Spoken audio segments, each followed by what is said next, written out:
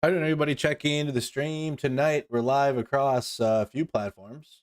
We're live on Twitch. We're live on YouTube. We're live on Facebook. And we got the joint address to Congress. You're in the right chat. Oh, hello. How are we doing, Steve? How you doing, Steve? How you doing, Tipsy? Hello, Ireland. Hello, Ireland, etc., etc. No ads tonight during the event. Let me make sure we're good here. Shout out to all the members of the channel. All right, let's effing go. They're all in there. All the characters are in there. Go ahead and turn it on. Trump family. Twitch was with a dark screen. Twitch has a dark screen. Okay, we're seeing some members of the Trump family who have also gathered there in the balcony above the U.S. House floor to await the president's remarks. That's crazy. Also, a few moments ago, we caught a glimpse of Elon Musk, who is indeed there in the House chamber. I believe he was perhaps sitting on the stairs somewhere in the balcony. I don't see him in this shot, but perhaps we will see him again in a moment. Again, not an official member of the government at this point, but clearly playing an integral role in the Trump administration's first couple of weeks through his efforts with DOJ and making cuts across the federal government.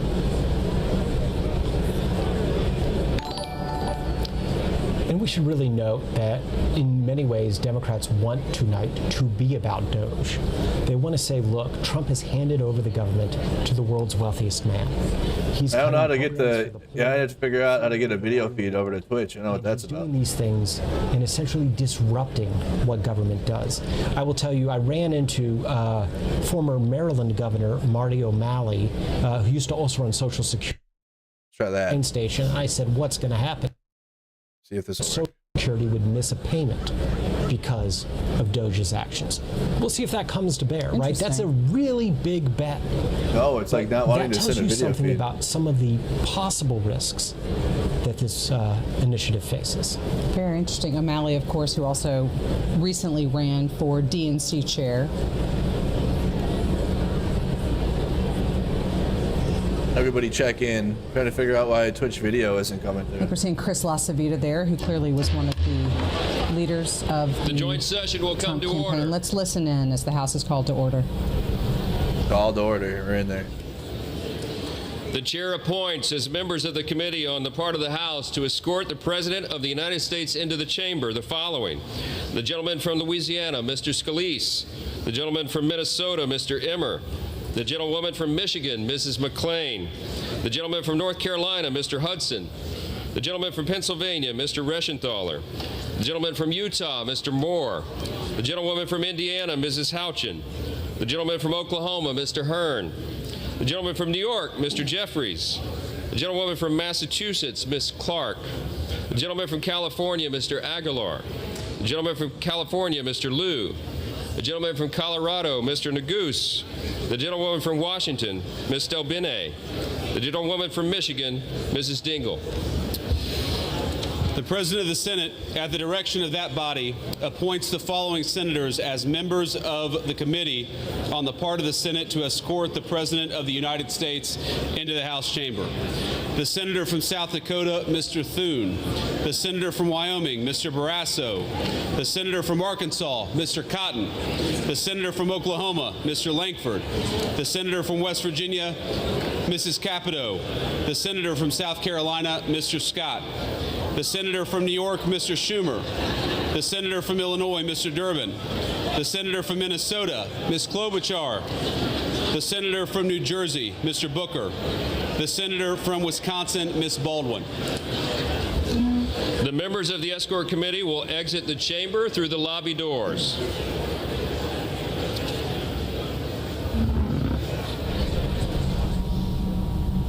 We will leave you now to watch as the joint session of Congress gets ready to hear from President Donald Trump, set to make his address here in just moments. We will bring you the entirety of his remarks live, as well as the Democratic response to follow, and we will be back with you shortly to discuss all of these remarks, as well as perhaps hear live from members of Congress and get their reaction. So we will leave you to listen in at this moment, and we will be back with you after the President's joint address.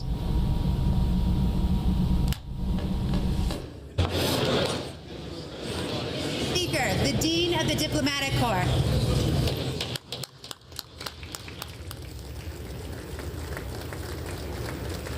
Everybody check in. We got the Trump address to Congress tonight. I'm trying to get Twitch fixed, you guys. You can hear it, but you can't see anything. I'm trying to get it fixed.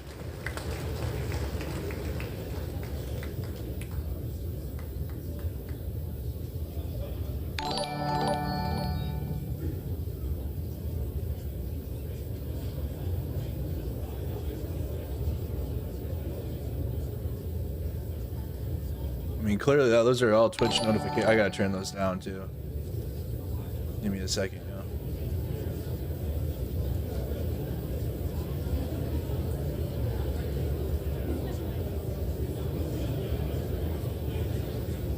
It's all the Twitch noises. Skip Boo.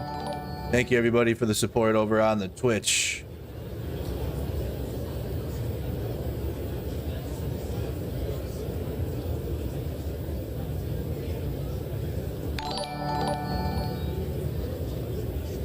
Jared, thank you. Is it working over on Twitch now? Do you guys see the video or no? No, it's still off. It still doesn't show anything.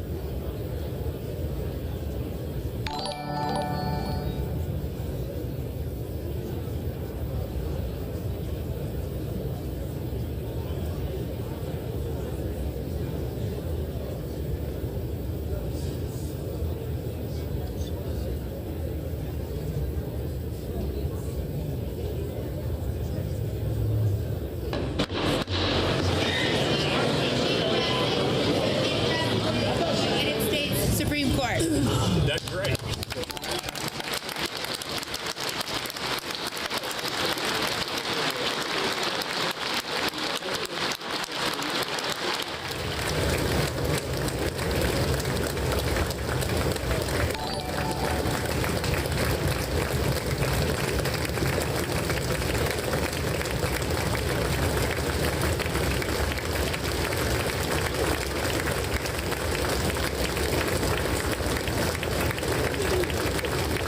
You got the Supreme Court justices.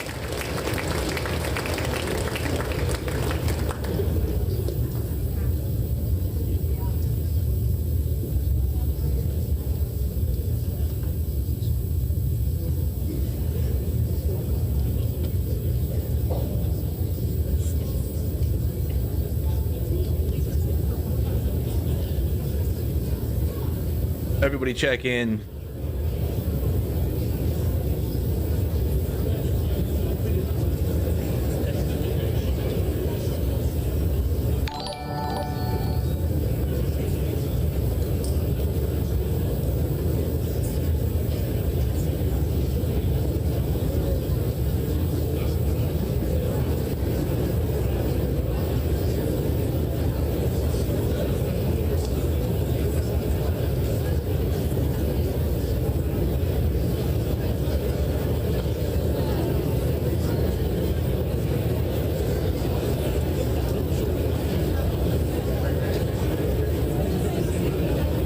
I'm trying to turn it off, just me. I'm trying to turn it off. It's Twitch stuff.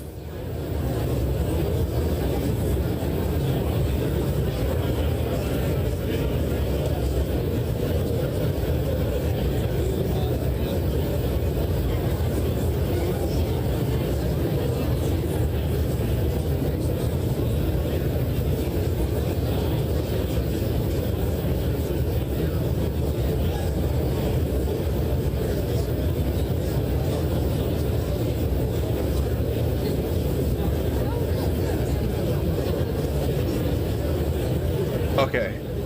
Alright, somebody try following on Twitch really quick. Go to Twitch and follow my Twitch account. And then I gotta figure out why the signal isn't going through. But go over there, let's see if the sound is gone. Thank you, iBlue, for the gifted. I appreciate that. Thank you, iBlue just followed. Alright, the sound is gone. Okay. There we go. Sorry, y'all. New stuff. You already know how it goes with new stuff. Alright. Apologies, I knew it was bothering me too, promise. Well, we won't have that now, the whole stream. Now I gotta figure out how to get the signal to it. Okay.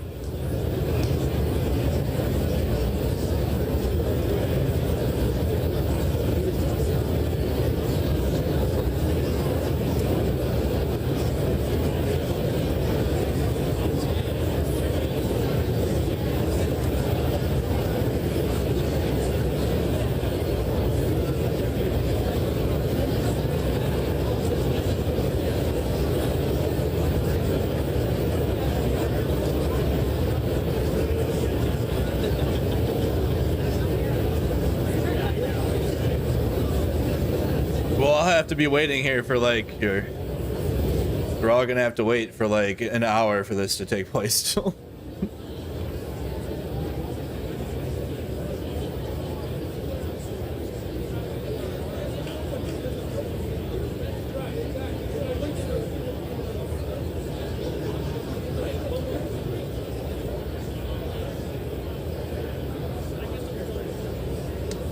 don't know what the heck is the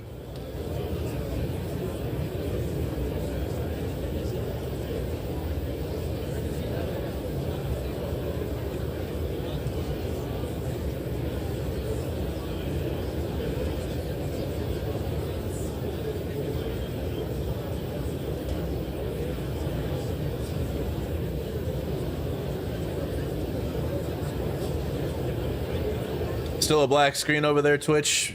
My Twitch friends. This is why I have no idea what is happening.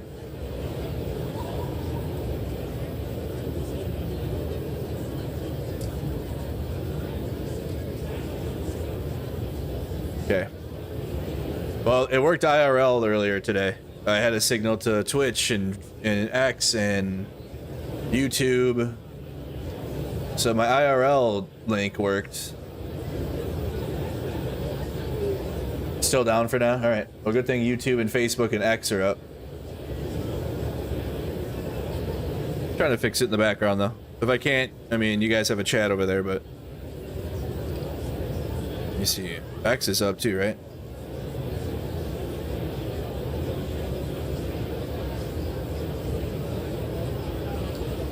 Oh yeah. We're live on X too. Thank you, Green. Thank you, thank you. Share the stream out if you could. If you guys haven't, please share the stream.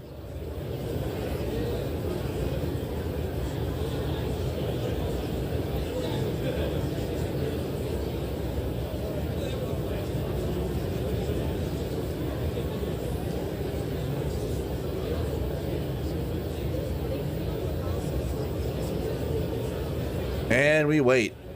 Okay.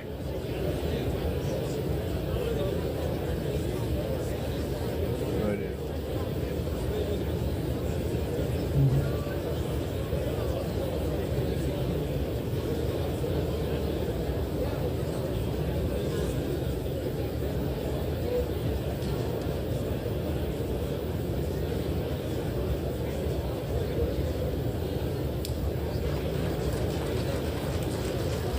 There's First Lady.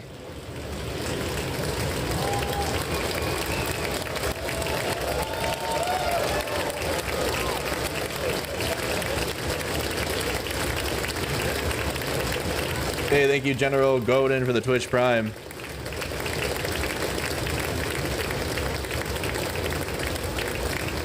This is so dumb.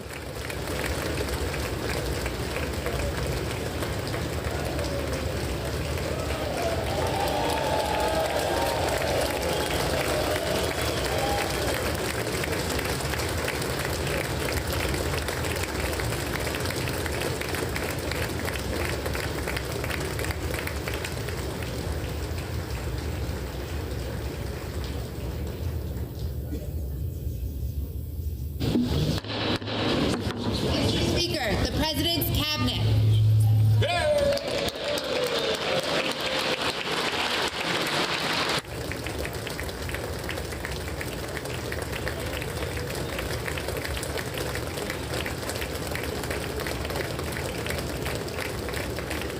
Try ending the stream and starting it back up. I did once.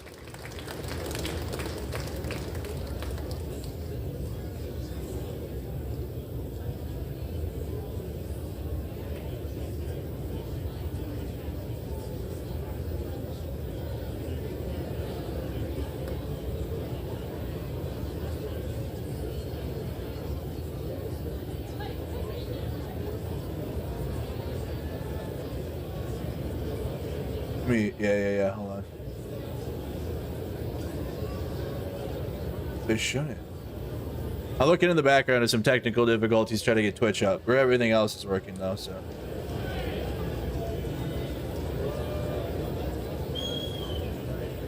It says stream health is excellent. Crazy.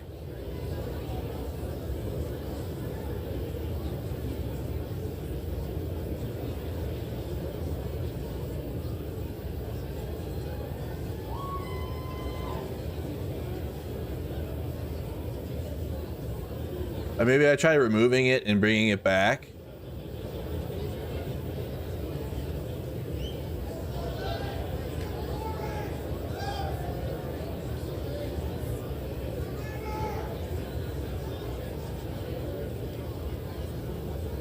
Okay, I think this could be the reason. Hold on.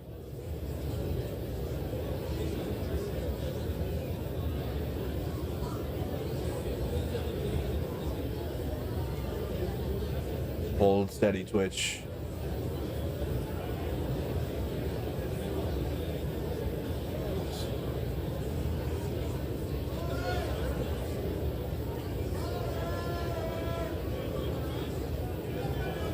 Okay. It's there now?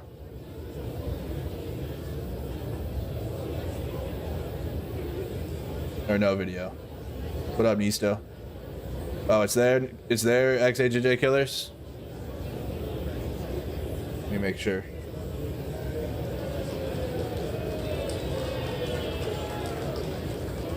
Yeah, I see the video now.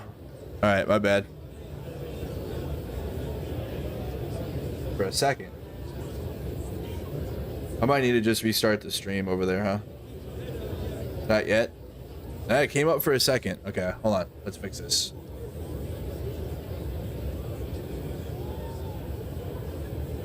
I'm just gonna end it over there.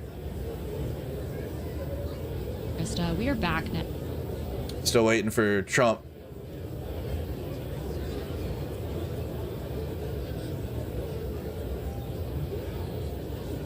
Let's see, how do I gotta end that?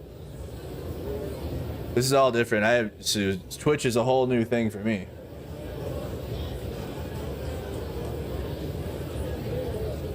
How do you like end this stream?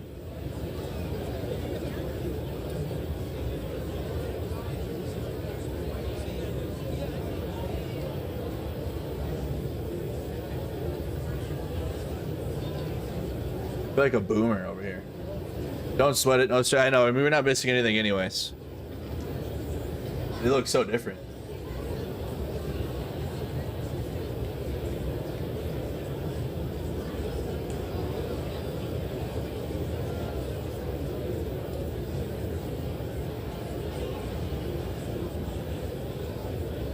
Okay. I don't, it says it's getting... Okay.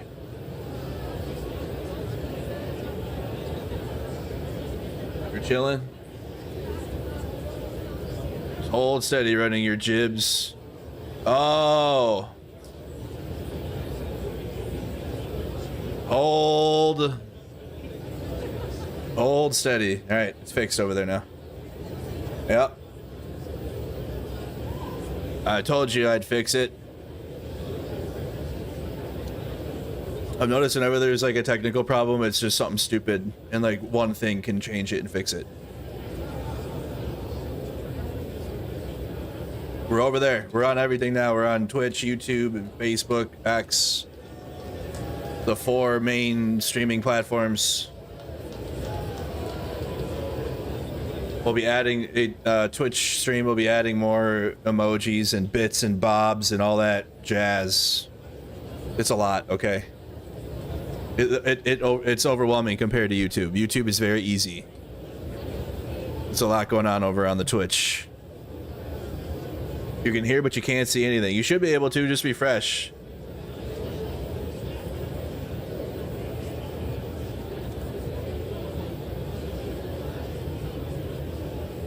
Who has bingo cards? What are you guys' predictions? Also, you should have no ads. You should have no ads.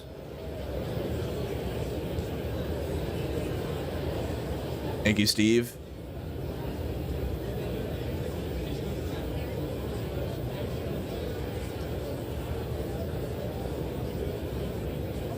Bro, Scottish Pope, how many accounts have you made to troll here? You'd rather watch paint dry? Well, you can go do that. You can do that. I think there might be some streams. No ads. Oh, so Twitch, hold on. I don't know how to, so now I don't know how to stop ads on Twitch though. All right, I stopped them on YouTube. There's no YouTube ads, but Twitch is another story.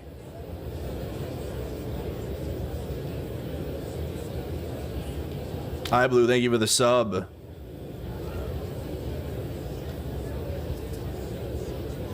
My voice is slightly off on the Twitch. Is it? I gotta go in there and edit all the settings so Twitch can be integrated. Does it sound different on Twitch? Do I sound different over there? I sound stuffy. No, no ads over here. It shouldn't be. Not on YouTube. On Twitch, I'm trying to turn them off. I sound normal on YouTube, right, guys? Do I sound stuffy? I was outside today a lot. I mean, just in general.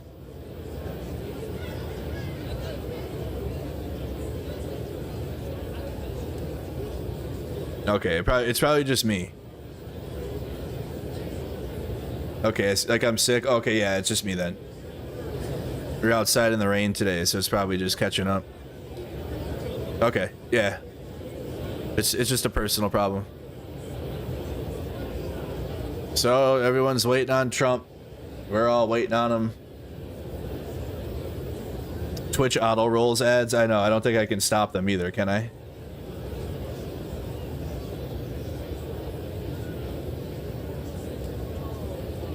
Like YouTube, I can literally stop them. Like here, I'll show you really quick. So like YouTube, all right, this is the YouTube thing. I can go like here, monetization, and turn that shit off if I want to like run an ad-free stream. I'm not seeing the same thing on the Twitch here. Look at Twitch is, it's a lot going on. It's a lot of things. I'm overwhelmed. But it is good to see all of you there. We'll get it figured out, okay? We'll make sure it's a smooth experience over there, just like it is on YouTube. Yep. Yeah, YouTube's off. Don't worry. YouTube's off.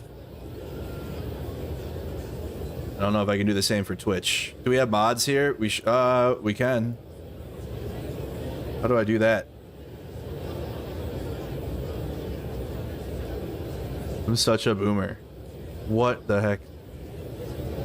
Do I have to like go into my thing and make you a mod? Click the person's name. It's not, it just says follow, invite. Oh, maybe invite.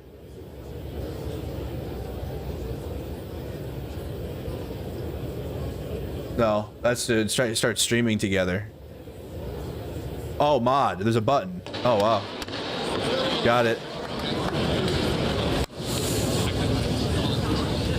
Mr. Speaker, the President of the United States.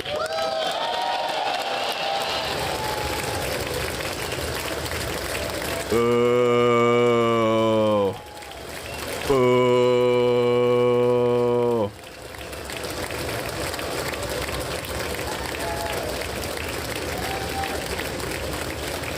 All right. Now that that's all squared away, let me share the stream out.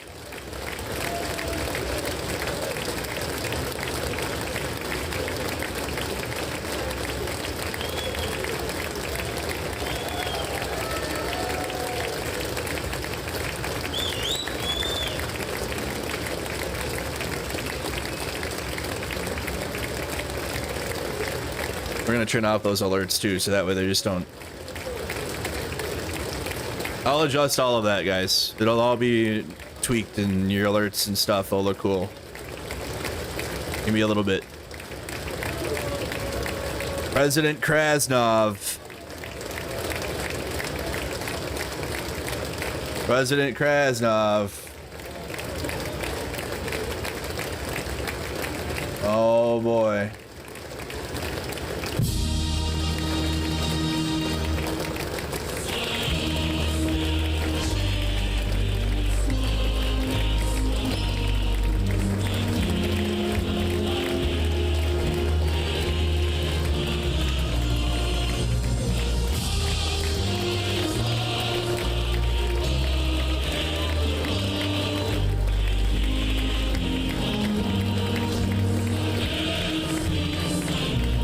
You.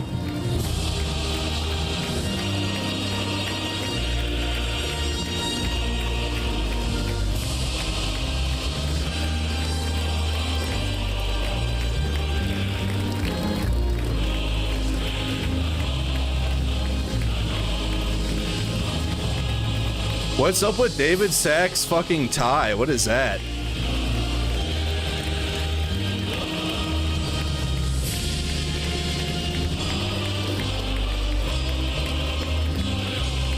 Got some Barney ass tie. What is that?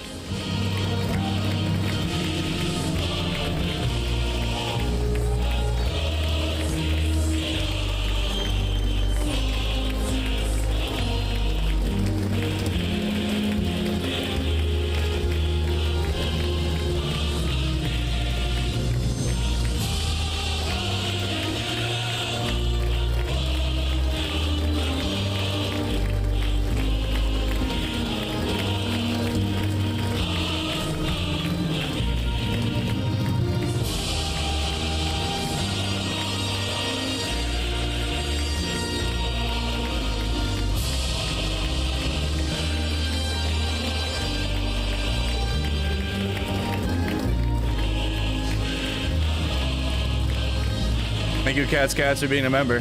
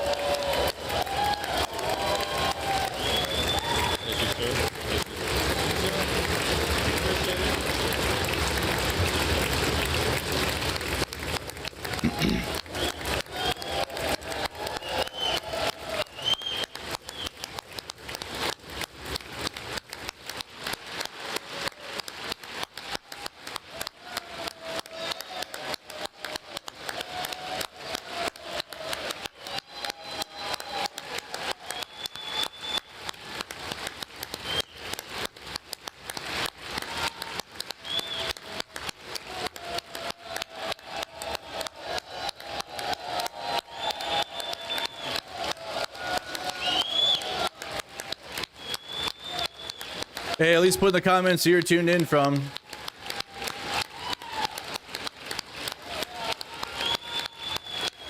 Where around the world are you watching this shit show from?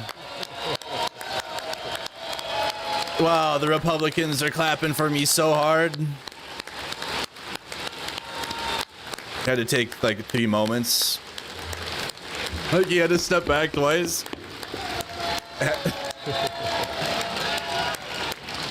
Why is Marjorie Taylor Greene wearing a hat in Congress? Ball cap, underdressed. Speaker Johnson, Vice President Vance, the First Lady of the United States.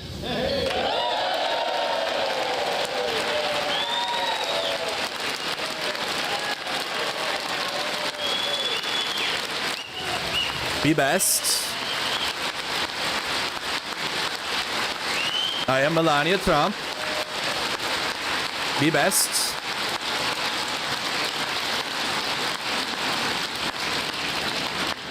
Members of the United States Congress, thank you very much. And to my fellow God dang, dude. citizens, You know, sleep on the- America is back.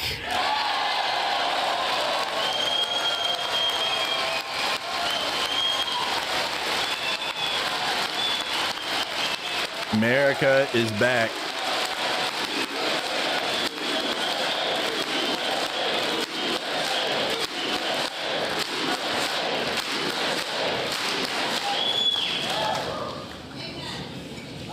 Six weeks ago, I stood beneath the dome of this Capitol And tried to rate it. the dawn of the golden age of America. Oh. From that moment on, it has been nothing but swift and unrelenting action to usher in the greatest and most successful era in the history of our country.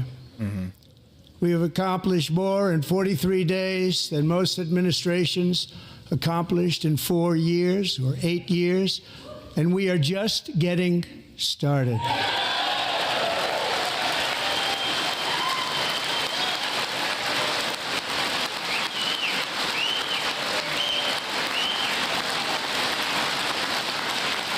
The economy can only crash so hard. I return to this chamber tonight to report that America's momentum is back, our spirit is back, our pride is back, our confidence is back, and the American dream is surging bigger and better than ever before. Can we get a source on that? The American dream is unstoppable, and our country is on the verge of a comeback, the likes of which the world has never witnessed and perhaps will never witness again. There's never been anything like it.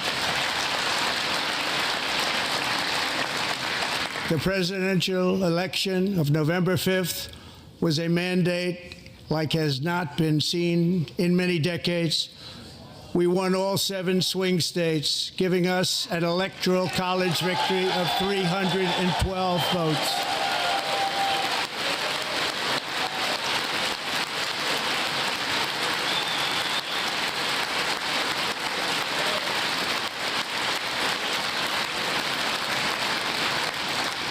We won the popular vote by big numbers and won counties in our country.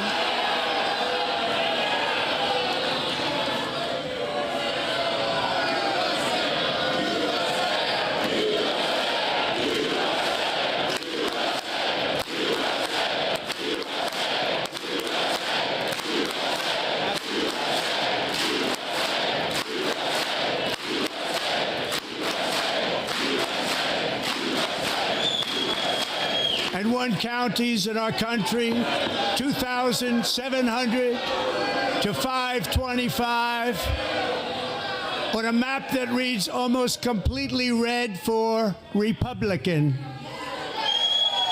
Rile them up. I hope the Democrats keep doing it.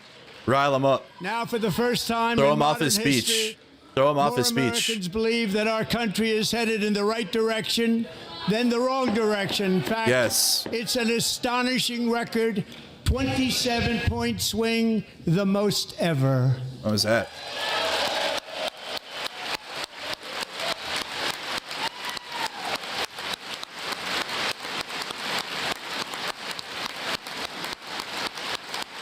We won the election.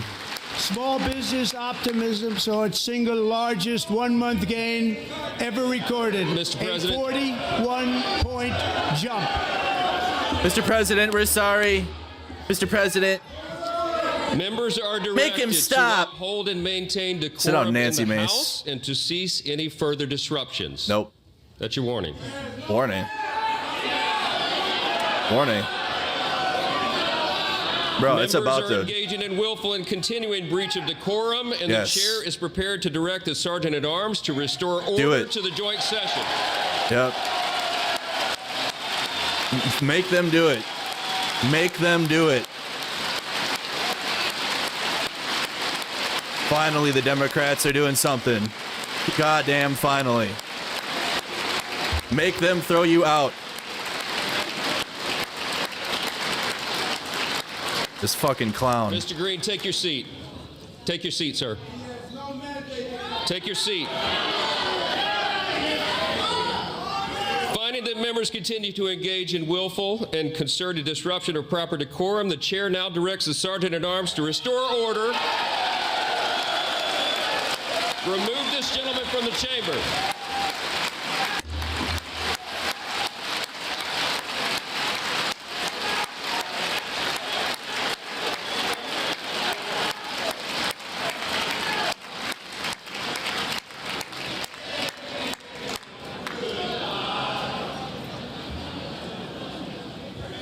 Are we in high school, actually?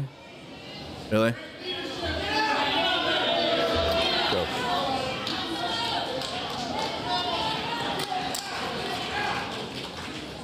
Go. These Republicans are playing Members such a are dangerous game. directed to uphold Such a and dangerous maintain game. decorum in the House.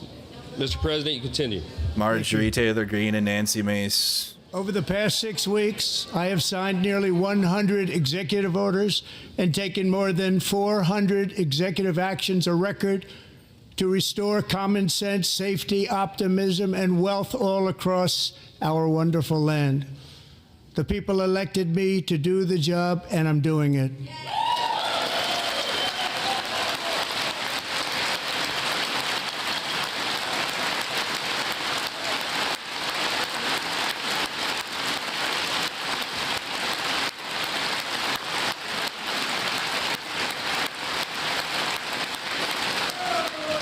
In fact, it has been stated by many that the first month of our presidency, it's our presidency, is the most successful in the history of our nation. By Laugh. many.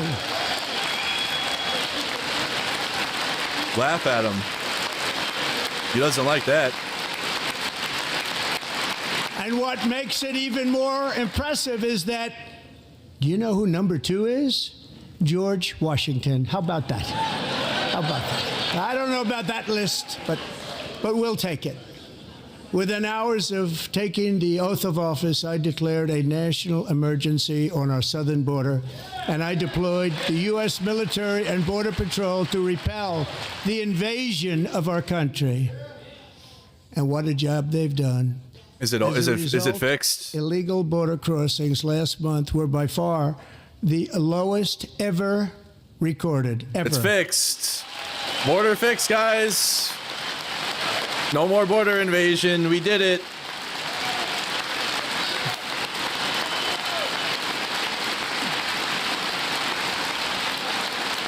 They heard my words and they chose not to come. Much easier that way. In comparison, under Joe Biden, the worst president in American history.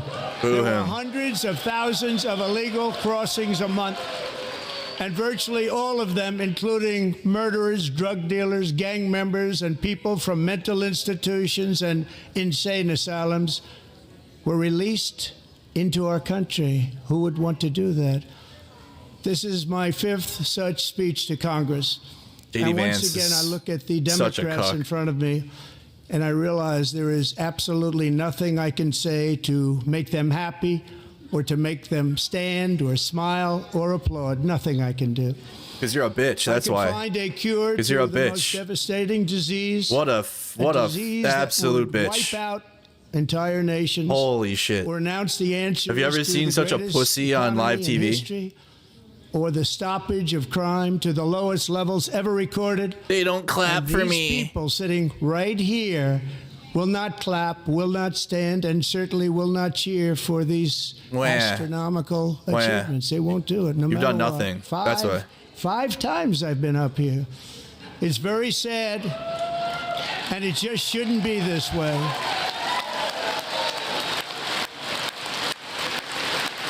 Musk steals. Save Medicaid. It makes me sad when they don't clap and they don't stand. Wow. So Democrats sitting before me, for just this one night, why not join us in celebrating so many Well, he can't look at him while he says wins this. for America. He's got to look at Republicans while For the good of our saying, nation, let's work together and let's truly make America great again.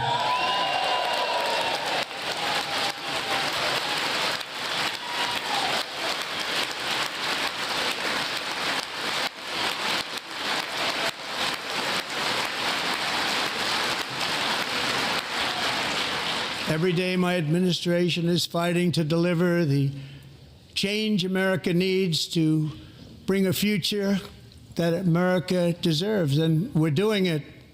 This is a time for big dreams and bold action. Upon taking office, I imposed an immediate freeze on all federal hiring, a freeze on all new federal regulations, and a freeze on all foreign aid.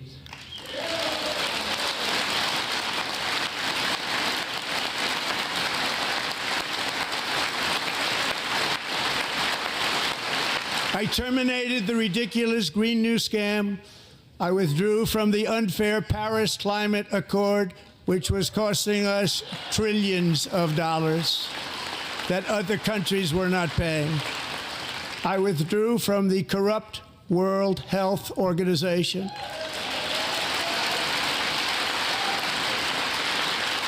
And I also withdrew from the anti-American UN Human Rights Council.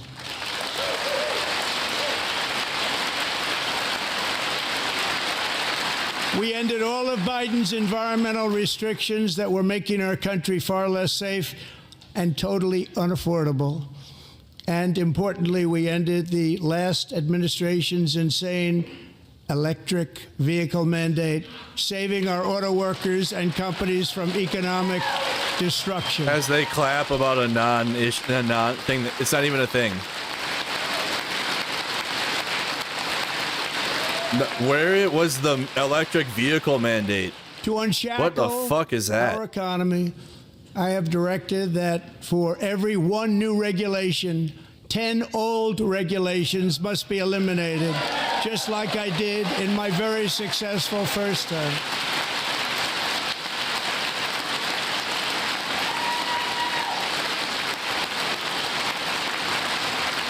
And in that first term, we set records on ending unnecessary rules and regulations like no other president had done before.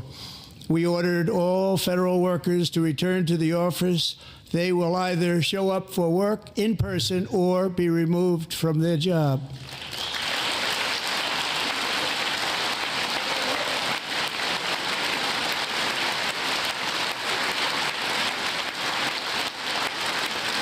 And we have ended weaponized government where, as an example, a sitting president is allowed to viciously prosecute his political opponent, like me. Where? Oh, where? Biden. Not too More good. Biden. Not too good.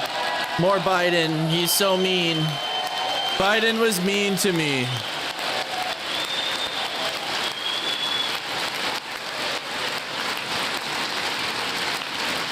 And I have stopped all government censorship and brought back free speech in America. It's back.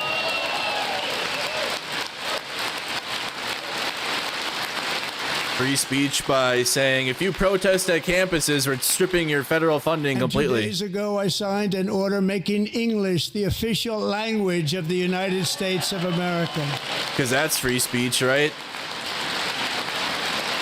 I brought free speech back, but I made sure that only one language is the official language. And the Gulf of Mexico, the Gulf of America. Why does he, like, what the fuck, bro? And Republicans live in another world, I you guys. Renamed for a great president, William McKinley, McKinley again. Yeah, this is own the libs section. So he's looking at them as if like these things are owning libs. Beautiful Alaska. Love Alaska. Because that's what Republicans are now. They're own the libs. That's all they are. Of so-called diversity, equity, and inclusion policies all across the entire federal government and indeed the private sector and our military. And our country will be woke no longer. God damn, bro. We're cooked. So cooked. We believe that whether you are a doctor, an accountant, a lawyer, or America an will be woke no longer. Controller, you should be hired and promoted based on that makes skill losers and happy. competence, not race or gender. Yeah. Very important. All of this shit. So all of this shit is culture war bullshit. Only losers are excited about anything that he's talked about thus far. You are a loser if any of the things that he said excites you. Like, go find a fucking hobby. And the Supreme Go Court, outside. in a brave and very powerful decision, has allowed us to do so. Thank you. Thank you very much. Go play video games, or I don't know. Go find something to do. If any of the things he said so far excite you. Poison of critical race theory from our public schools, and I signed an order making it the official policy of the United States government that there are only two genders, male and female. A whole bunch of bullshit. A whole bunch of bullshit. Nonsense.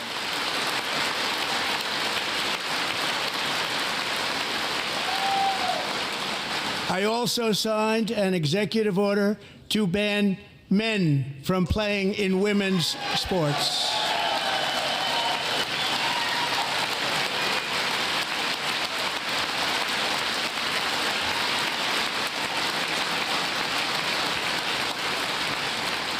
Three years ago, Peyton McNabb was an all-star high school athlete, one of the best, preparing for a future in college sports. But when her girls' volleyball match was invaded by a male, he smashed the ball so hard in Peyton's face, causing traumatic brain injury, partially paralyzing her right side and ending her athletic career. It was a shot like she's never seen before. She's never seen anything like it. Peyton is here tonight in the gallery, and Peyton, from now on, schools will kick the men off the girls' team, or they will lose all federal funding.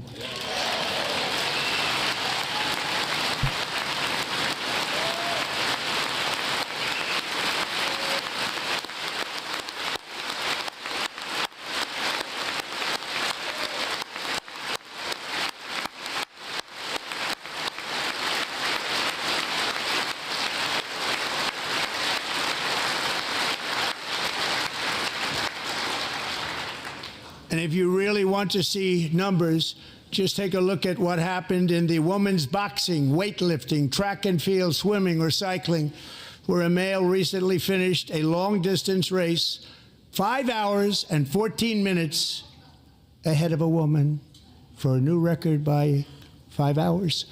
Broke the record by 5 hours. It's demeaning for women, and it's very bad for our country. We're not going to put up with it any longer.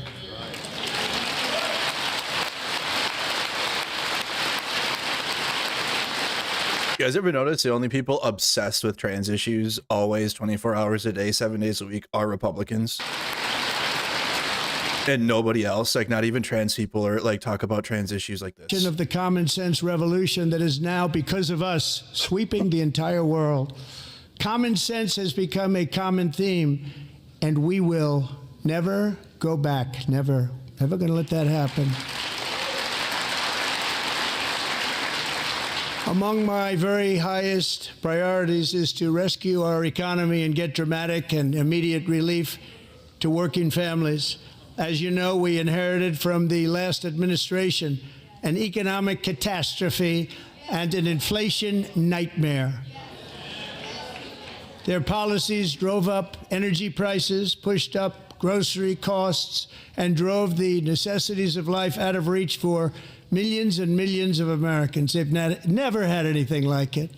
We suffered the worst inflation in 48 years, but perhaps even in the history of our country. They're not sure.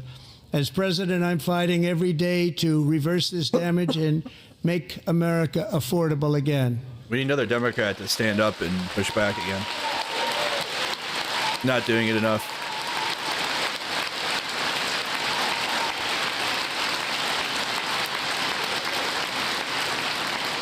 Joe Biden especially let the price of eggs get out of control. The egg price is out of control. So we can blame Trump for the egg prices. To get it back down, Secretary, do a good job. I don't want to hear nothing from MAGA. They always. The president doesn't actually control. And it actually takes a month, you know. He's only been president for like a month, and it takes some time, and it's not his fault. And it was Biden. A major focus of our fight to defeat inflation is rapidly reducing the cost of energy. The previous administration cut the number of new oil and gas leases by 95%, slowed pipeline construction to a halt, and closed more than 100 power plants. Like and subscribe, you guys. Those power plants right now. This is like and subscribe to watch the ending of America. GG's. And frankly, we have never seen anything like it. That's why on my first day in office, I declared a national energy emergency. As you've heard me say, how many lies has he had so far? Liquid gold under Got to be in the 20s. Any nation on earth. We got liquid gold. And now I fully authorized the most talented team ever assembled to go and get it. It's called Drill, Baby, Drill. Campaign slogan. You like that? Remember when I say drill, baby, drill? 9/11 was bad. My administration is also working on a gigantic natural gas pipeline in Alaska, among the largest in the world, where Japan, South Korea, and other nations want to be a partner with steal. Investments of trillions of dollars each. There's never been anything like that one. It will be truly spectacular. It's all set to go. The permitting is gotten. And later this week, I will also take historic action to dramatically expand production of critical minerals and rare earths here in the USA. And we're going to take them all from Ukraine. So you know where those rare earths are coming from, huh? You know where they're coming from. Now he's going to shit on Zelensky here soon. To combat inflation, we will not only be reducing the cost of energy, but we'll be ending the flagrant waste of taxpayer dollars. As he looks at the Democrats, like, what the fuck? And to that end, I have created the brand new Department of Government Efficiency. Wow, it's so good. DOGE. Perhaps you've heard of it. They've done absolutely nothing. They have found zero fraud. It's accomplished absolutely nothing. Which oh, is there he is. By Elon Musk, who is in the gallery tonight. Come on up. Say a few words, Elon. I love Elon.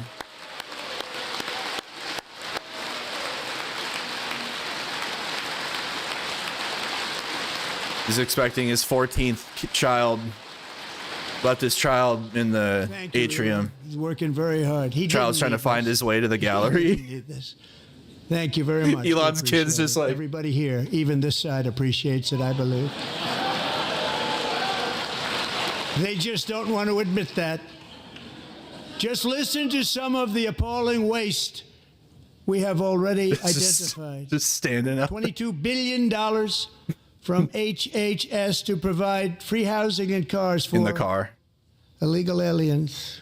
$45 million for diversity, equity, and inclusion scholarships in Burma.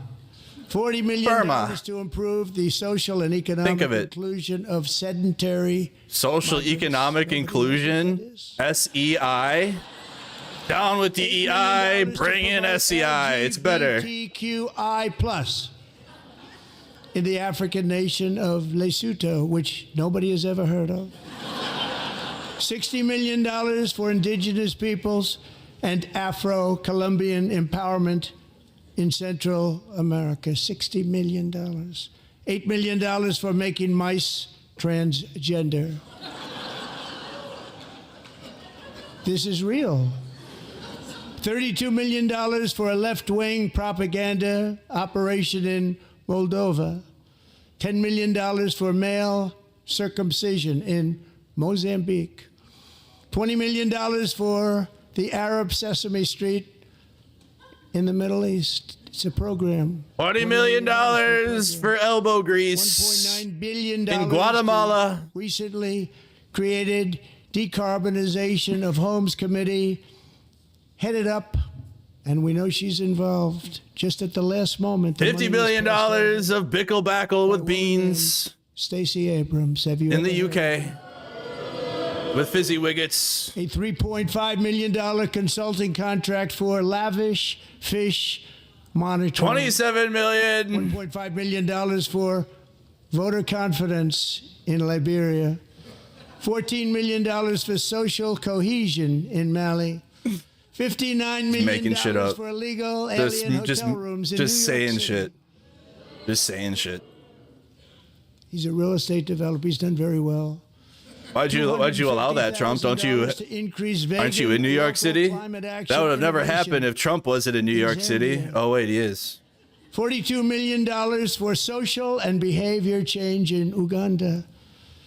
$14 million for improving public procurement in Serbia. $47 million for improving learning outcomes in Asia. Asia's doing very well with learning. He's already said this joke. He's already said this joke. No, this is a recycled joke now. $101 million for DEI contracts at the Department of Education. This is his campaign strategy. Nothing even like it. Under the Trump administration, all of these scams, and they're far worse, but I didn't think it was appropriate to talk about them. Right. They're so bad. Right.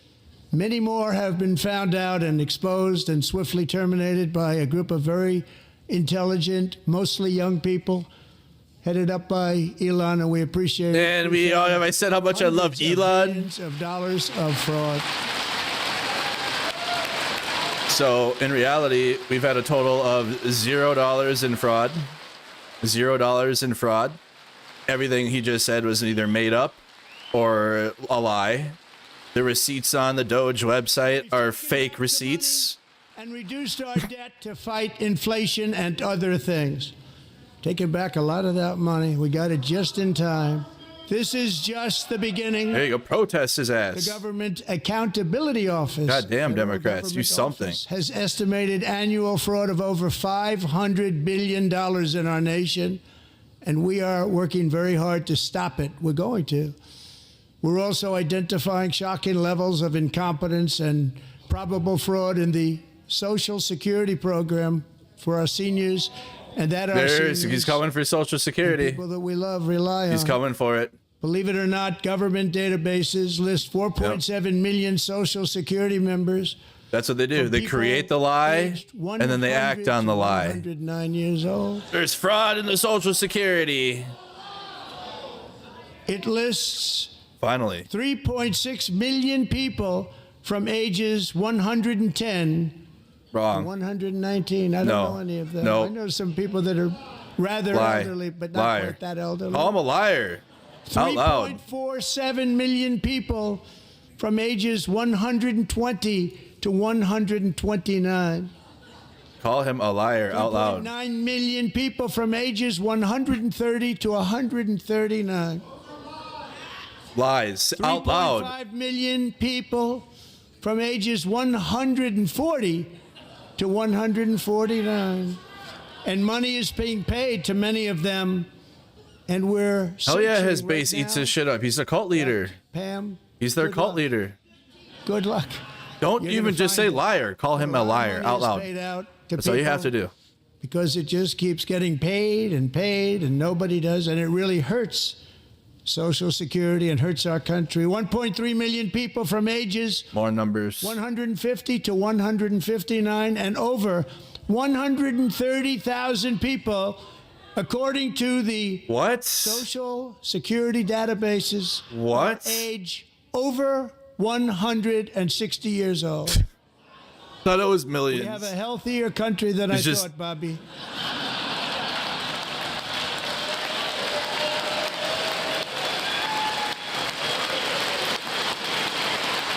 That didn't even make sense.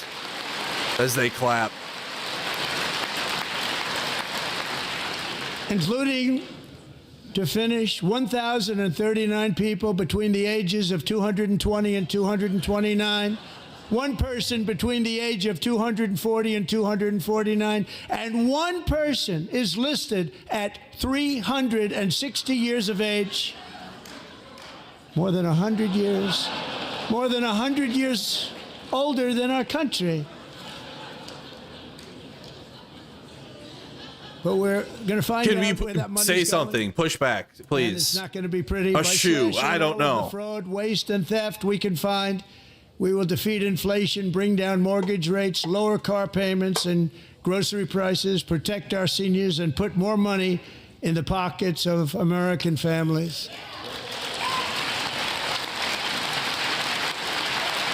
They just stand up and like hold their shoe. It'd be like a throwback. That's what I would tell the Today, Democrats to do. interest rates It's like took a hold their shoe in the beautiful air. drop. Big, beautiful drop. It's about time. And in the near future, I want to do what has not been done in 24 years, balance the federal budget. We're going to balance it.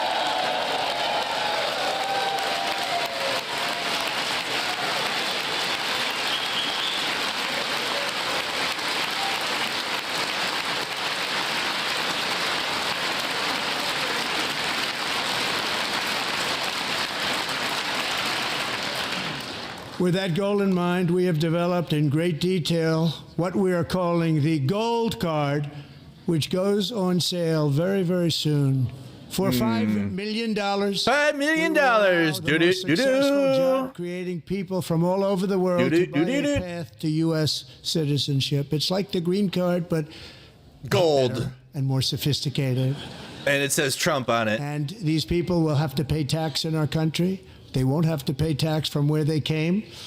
The They money can just that they've buy made, their they way won't in. do that, but they have to pay tax, create jobs. Pay to win. They'll also be taking people out of colleges and paying for them so that we can keep them in our country instead of having them being forced out.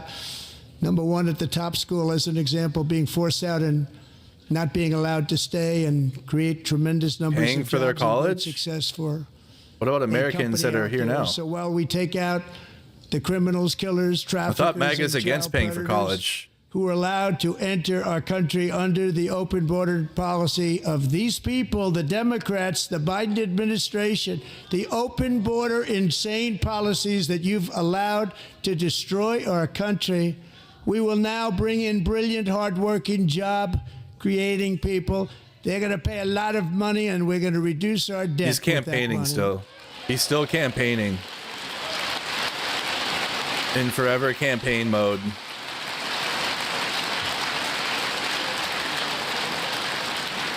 Americans have given us a mandate for bold and profound change. For nearly 100 years, the federal bureaucracy has grown until it has crushed our freedoms, ballooned our deficits, and held back America's potential in every possible way. The nation founded by pioneers and risk takers now drowns under millions and millions of pages of regulations and debt. Approvals that should take 10 days to get instead take 10 years, 15 years, and even 20 years before you're rejected. Meanwhile, we have hundreds of thousands of federal workers who have not been showing up to work. My administration will reclaim power they're not from showing this up to work? unaccountable bureaucracy, and we will restore true democracy to America again. I thought MAGA was against democracy. Now they want democracy.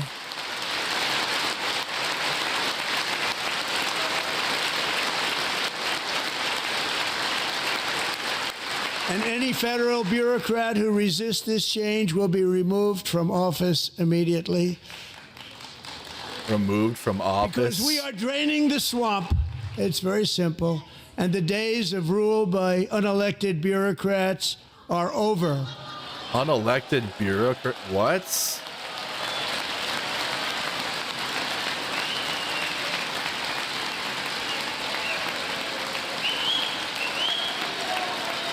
Take that, MAGA veteran federal worker that just lost your job. And the next phase of our plan to deliver the greatest economy What in the history is fuck? for this Congress to pass tax cuts. You didn't see the irony in that everybody. without They're Elon, in did there, he? They're waiting for you to vote.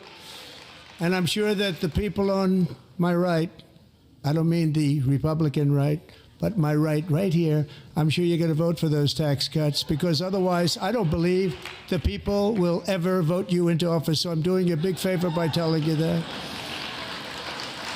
But I know this group is going to be voting for the tax.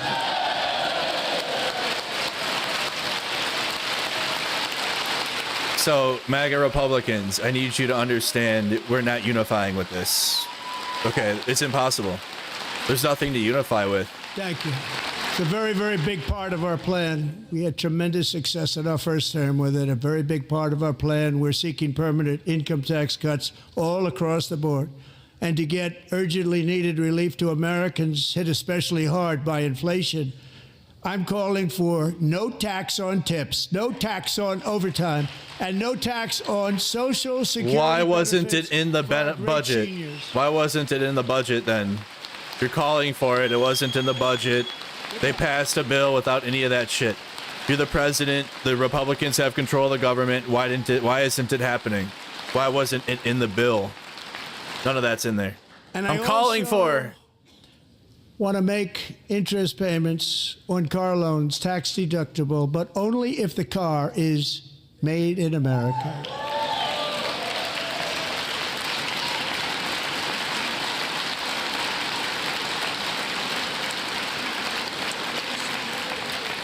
And by the way, we're going to have growth in the auto industry like nobody's ever seen. Plants are opening up all over the place. Deals are being made. Never seen. That's a combination of the election win and tariffs. It's a beautiful word, isn't it? That, along with our other policies, will allow our auto industry to absolutely boom. It's going to boom. Spoke to the majors today, all three, the top people, and they're so excited. In fact, already numerous car companies have announced that they will be building massive automobile plants in America, with Honda just announcing a new plant in Indiana, one of the largest anywhere in the world. The one that was already at Biden already. Oh my God, bro. This is the example of something that Trump did not do that he's going to claim This credit has for. taken place since our great victory on November 5th. That a happened date in which will 2023. hopefully go They down secured as that. one of the most important in the history There's of our nothing to country. cope. These are facts. It's not coping. Biden got that done. So these In tariffs addition, are as just part of our attacking tax allies. They're not actually We didn't want bring to anything cut back. taxes on domestic production and all manufacturing. And just as we did before, we will provide 100% expensing. It will be retroactive to January 20th, 2025.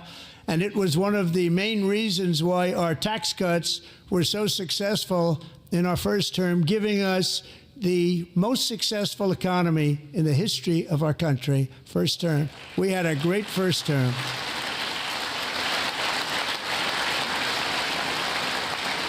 Thanks, If you Obama. don't make your product in America, however, under the Trump administration, you will pay a tariff, and in some cases, a rather large one.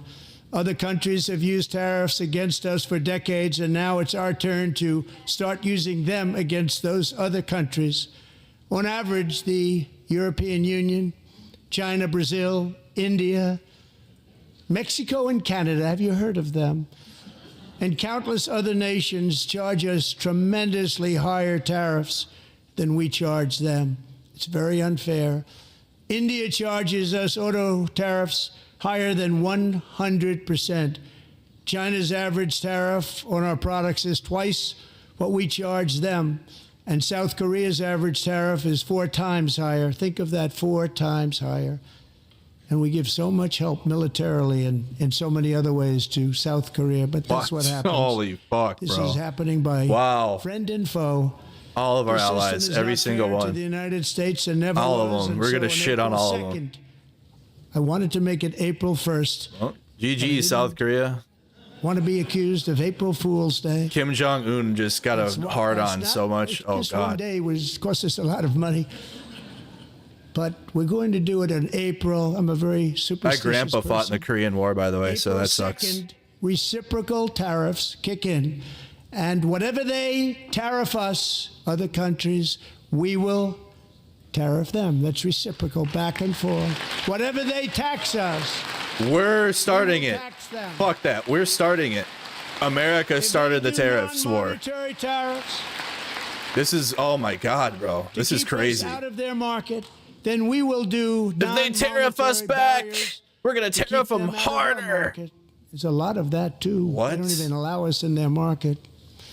We will take in trillions and trillions of dollars and create jobs like we have never seen before. I did it with China and I did it with others, and the Biden administration couldn't do anything about it because there was so much money they couldn't do anything about it. We have been ripped off for decades by nearly every country on earth, and we will not let that happen any longer.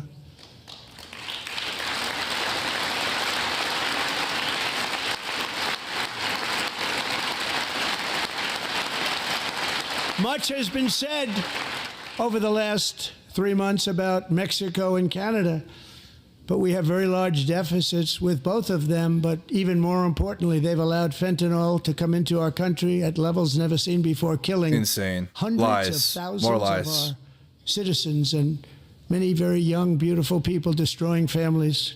Nobody's ever seen anything like it.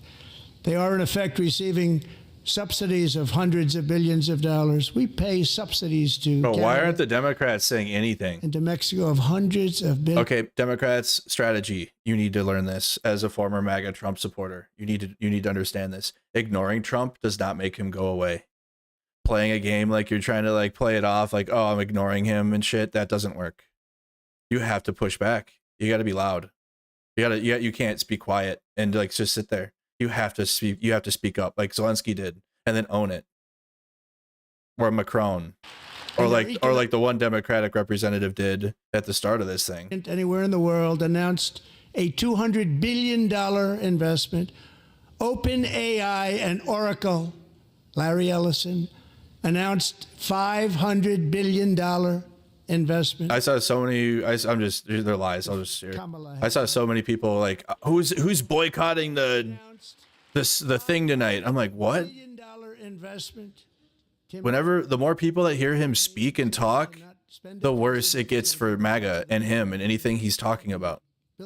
Every time he opens his mouth, the economy.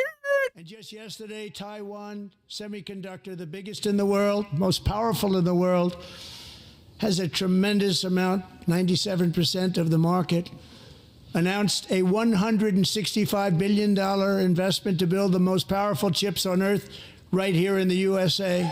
Or walk out. If you're not going to say anything back or push back, start leaving. Like leave the room. And then like show an empty side or something. Like you have to do something, not just sit there. Any money. Your CHIPS Act is a horrible, horrible thing. We give hundreds of Biden did that. Biden did the CHIPS Act. And it doesn't mean a thing. They take our money and they don't spend it. All that meant to them, we're giving them no money. All that was important to them Just was lying about the CHIPS Act. tariffs. So they came and they're building. Lying. Many other companies are coming. About it. We don't have to give them money. Lying. We just want to protect our businesses and our people. And they will come because they won't have to pay tariffs if they build in America. So it's very amazing. You should get rid of the CHIP Act. And whatever's left over, Mr. Speaker, you should use it to reduce debt. What? Or any other reason you want to. What?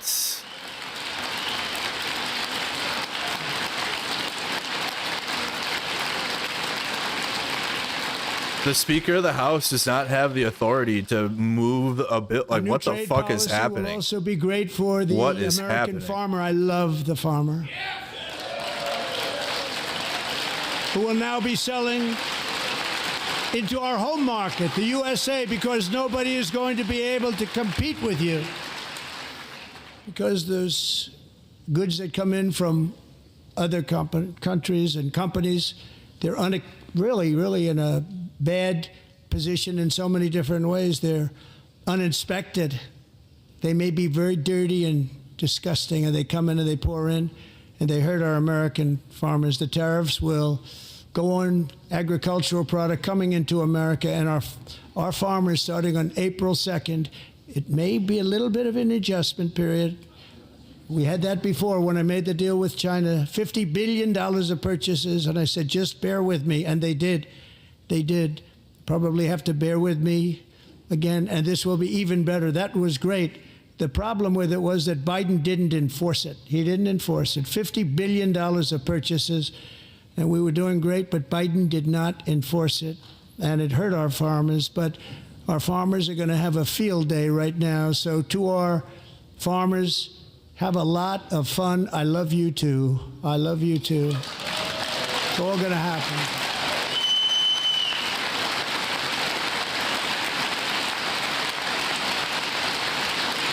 And I have also imposed a 25% tariff on foreign aluminum, copper, lumber, and steel, because if we don't have, as an example, steel and lots of other things, we don't have a military, and frankly, we just won't have a country very long.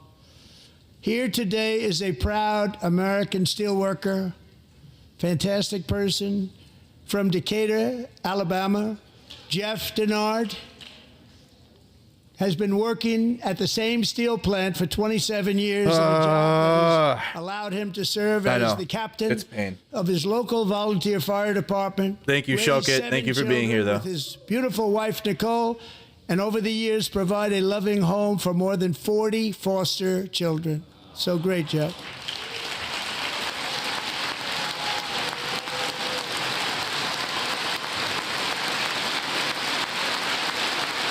Thank you, Jeff. Thank you, Jeff.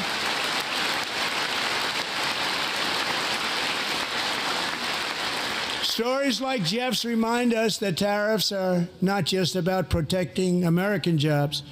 They're about protecting the soul of our country. Tariffs are about making America rich again and making America great again, and it's happening, and it will happen rather quickly. There'll be a little disturbance, but we're okay with that. It won't be much.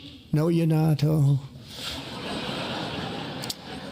And look where Biden took us, very low, the lowest we've ever been. Jeff, I want to thank you very much. And I also want to recognize another person who has devoted herself to foster care community. She works so hard on it.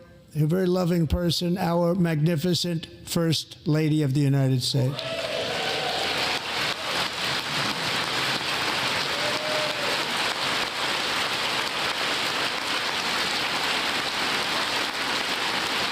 Have we already thanked Melania Trump? I thought we already did this. Melania's work has yielded incredible results, helping prepare our nation's future leaders as they enter the workforce. Our First Lady is joined by two impressive young women, very impressive. Haley Ferguson, who benefited from the First Lady's Fostering the Future initiative and is poised to complete her education and become a teacher. And Elliston Berry, who became a victim of an illicit deepfake image produced by a peer.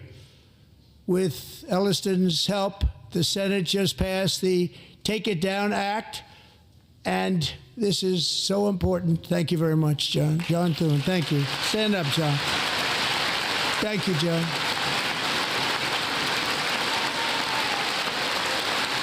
Thank you all very much.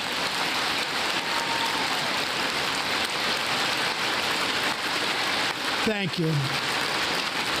And thank you to John Thune and the Senate.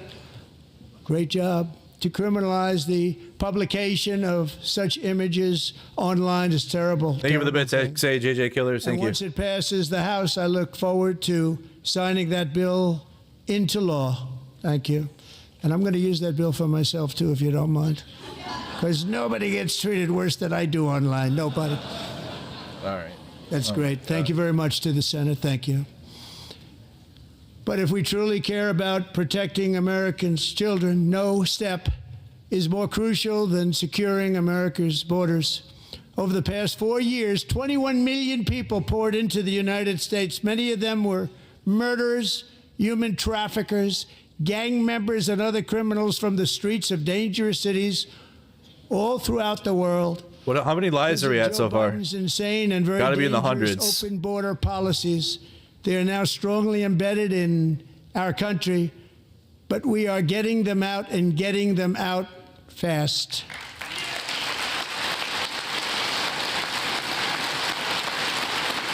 Are you? You've deported less. You're doing it louder and more inhumane, actually. And I want to thank Tom Homan and Christy. I want to thank you and Paul of Border Patrol. I want to thank you. What a job they've all done. Everybody, Border Patrol, ICE, law enforcement in general is incredible. We have to take care of our law enforcement. Have to.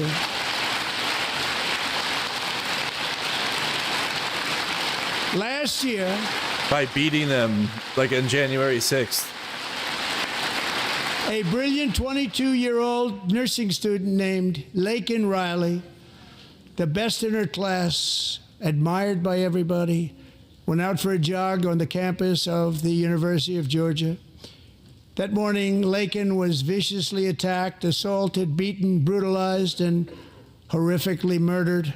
Jesus. Laken was stolen from us by a savage illegal alien. Gotta politicize her forever. Who was arrested while trespassing across Biden's open southern border and then set loose into the United States under the heartless policies of that failed administration. It was indeed a failed administration.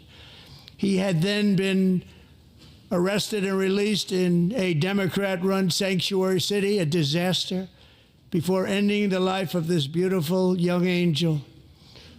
With us this evening are Laken's beloved mother, Allison, and her sister, Lauren.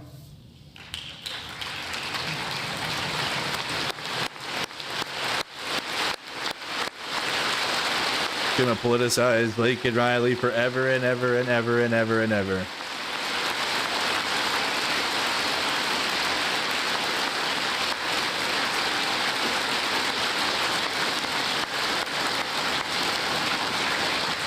Last year, I told Laken's grieving parents that we would ensure their daughter would not have died in vain. That's why the very first bill I signed into law, as your 47th president mandates, the detention of all dangerous criminal aliens who threaten public safety. It's a very strong, powerful act. How about the fucking Laken Riley Act? How about the one that's actually named after Laken fucking Riley? It's called What is the happening? Laken Riley Act. Oh my God. Allison and Lauren, America will never ever forget our beautiful that Laken was signed into Hope Riley. Trump did that too, yep. Yep, that was definitely Trump.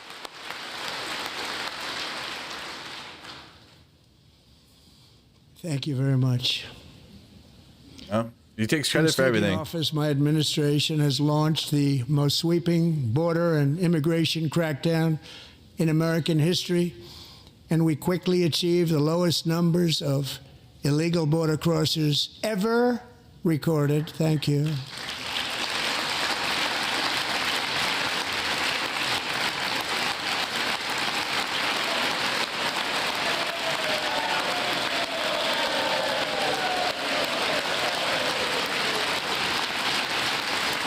The media and our friends in the Democrat Party kept saying we needed new legislation. We must have legislation to secure the border.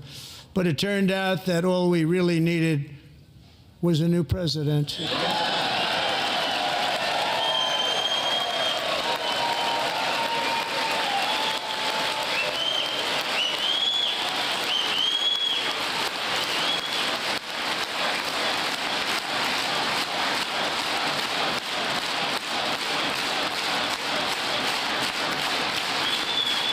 Thank you.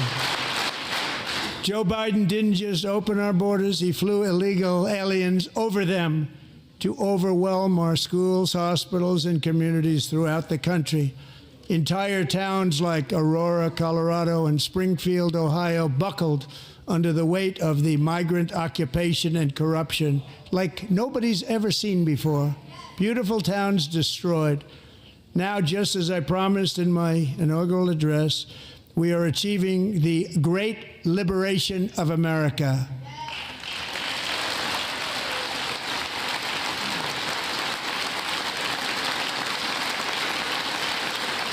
But there still is much work to be done. Here tonight is a woman I have gotten to know, Alexis Nungary from Houston.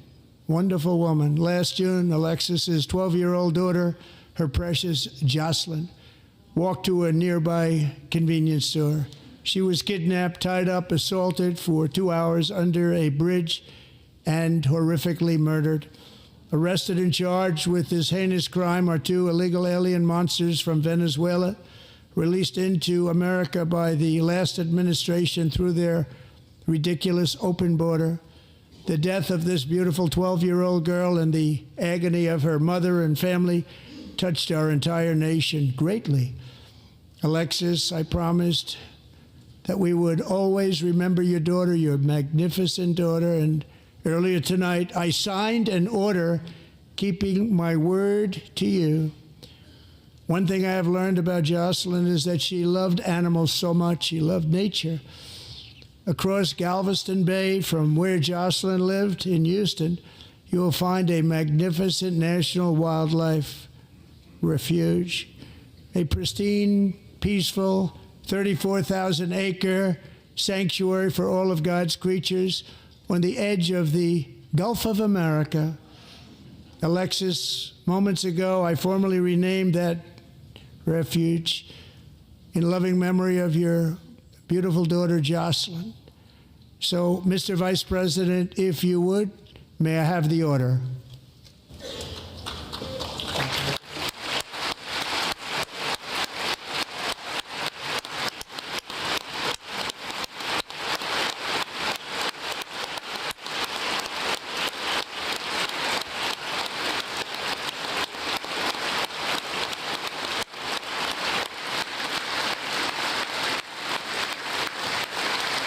Look at my executive order. It's a beautiful order.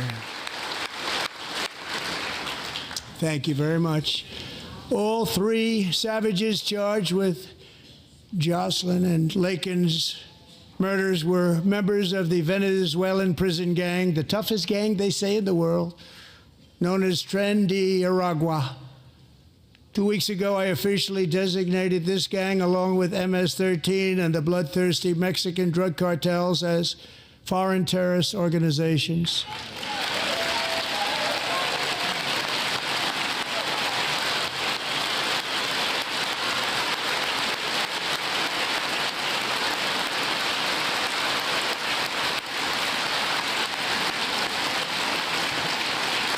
They are now officially in the same category as ISIS, and that's not good for them. Countless thousands of these terrorists were welcomed into the U.S. by the Biden administration. But now every last one will be rounded up and forcibly removed from our country, or, if they're too dangerous, put in jails, standing trial in this country, because we don't want them to come back ever. With us this evening is a warrior on the front lines of that battle, Border Patrol Agent Roberto Ortiz. Great guy.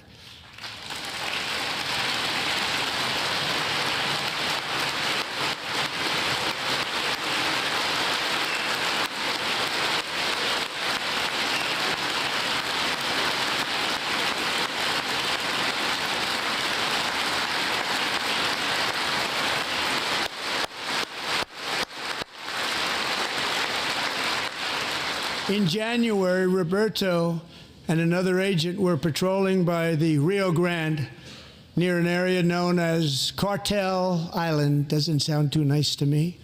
When heavily armed gunmen started shooting at them, Roberto saw that his partner was totally exposed, at great danger, and he leapt into action, returning fire and providing crucial seconds for his fellow agent to seek safety, just barely. I have some of the prints of that event, and it was not good. Agent Ortiz, we salute you for your great courage and for your line of fire that you took and for the bravery that you showed. We honor you, and we will always honor you. Thank you, Roberto, very much.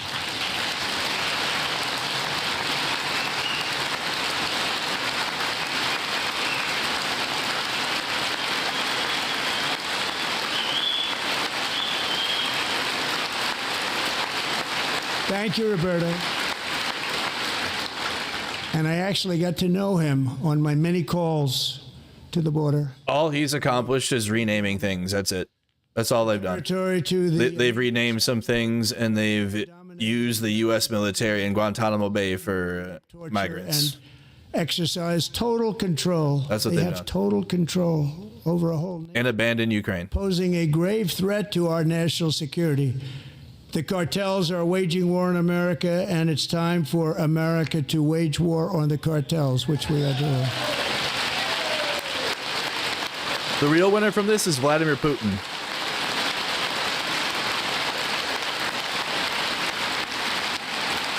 Five nights ago, The real Mexican person that's happy about this is Putin. Because of our tariff policies being imposed on them, think of this, handed over to us 29 of the biggest cartel leaders in their country. That has never happened before. They want to make us happy.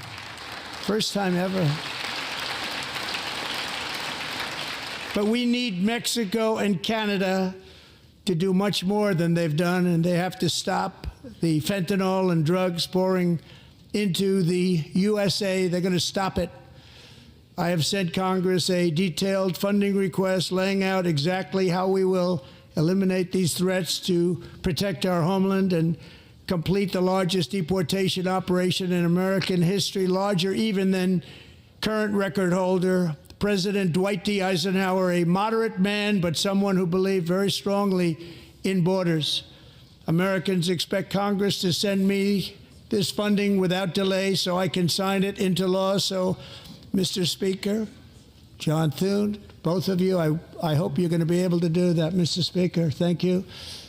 Mr. Leader, thank you. Thank you very much. And let's get it to me. I'll sign it so fast, you won't even believe it.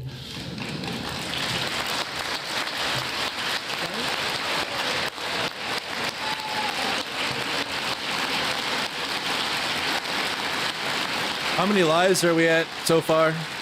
And as we reclaim our sovereignty, we must also bring back law and order to our cities and towns. Law and order. In recent years, our justice system has been turned upside down by radical left lunatics. Many jurisdictions virtually ceased enforcing the law against dangerous repeat offenders while weaponizing law enforcement against political opponents like me. My administration has acted swiftly and decisively to restore fair, equal, and impartial justice under the constitutional rule of law, starting at the FBI and the DOJ. Pam, good luck. Cash, wherever you may be, good luck. Good luck. Pam Bondi. Pam Bondi. Good luck. So important. Where's the Epstein files? Yeah, where's the Epstein files? Thank you. Thank you, Cash. Got him in the back of the upper deck. FBI director. He looks They've shook. already started very strong. They're going to do a fantastic job. You're going to be very proud. It looks like it. We're also once again giving our police officers the support, protection, and respect they so dearly deserve. They have to get it. They have such a hard, dangerous. He was like, "This is much better when I was just dangerous." The problem is the bad Twitch. guys don't respect the law, but they're starting to respect it, and they soon will respect it. This also includes our great fire departments throughout the country. Our firemen and women are unbelievable people, and we'll never forget them. And besides that, they voted for me in record numbers, so I have. Holy fuck, dude. Have I said how much that they voted for me and elected me? Have I said how much that I've been voted for? Did I say I won the election? This month, 31-year-old New York police officer Jonathan Diller, unbelievably wonderful person and a great officer, was gunned down at a traffic stop on Long Island. I went to his funeral. The vicious criminal charged with his murder had 21 prior arrests, and they were rough arrests, too. He was a real bad one. The thug in the seat next to him had 14 prior arrests and went by the name of Killer. He was Killer. He killed other people, they say, a lot of them. I attended Officer Diller's service, and when I met his wife and one-year-old son, Ryan, it was very inspirational, actually. His widow's name is Stephanie, and she is here tonight. Stephanie, thank you very much, Stephanie. Thank you very much.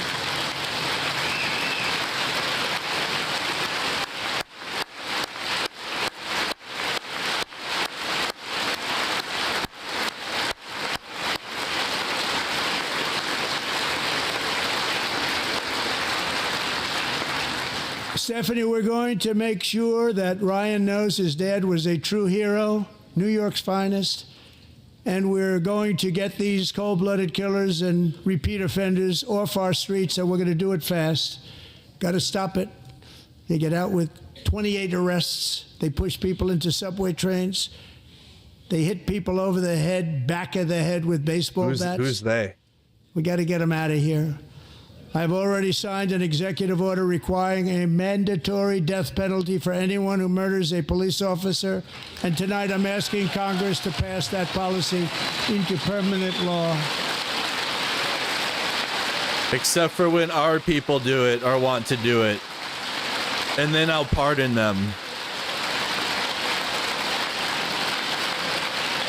I'm also asking for a new crime bill getting tough on repeat offenders while enhancing protections for America's police officers so they can do their jobs without fear of their lives being totally destroyed. They don't want to be killed. We're not going to let them be killed.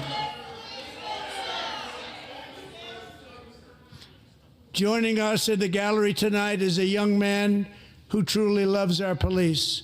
His name is DJ Daniel. He is 13 years old, and he has always dreamed of becoming a police officer.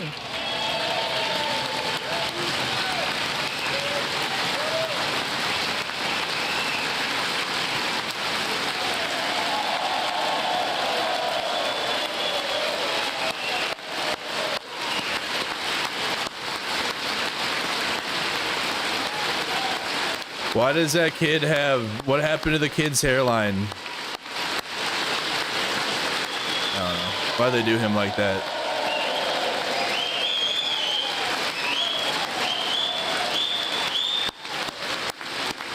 You got LeBron James head hair already. 13. But in 2018, DJ was diagnosed with brain cancer. The doctors gave him 5 months at most to live. Why are we? That was more than 6 was so years weird. ago. That was so weird. But why did we do that?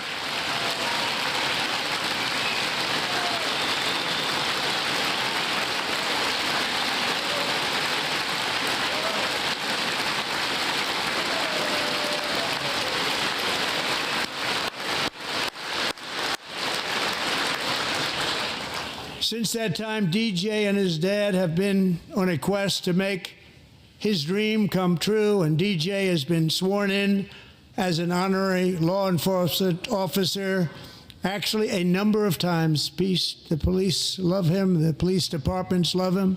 And tonight, DJ, we're going to do you the biggest honor of them all. I am asking our new Secret Service Director, Sean Curran, to officially make you an agent of the United States Secret Service.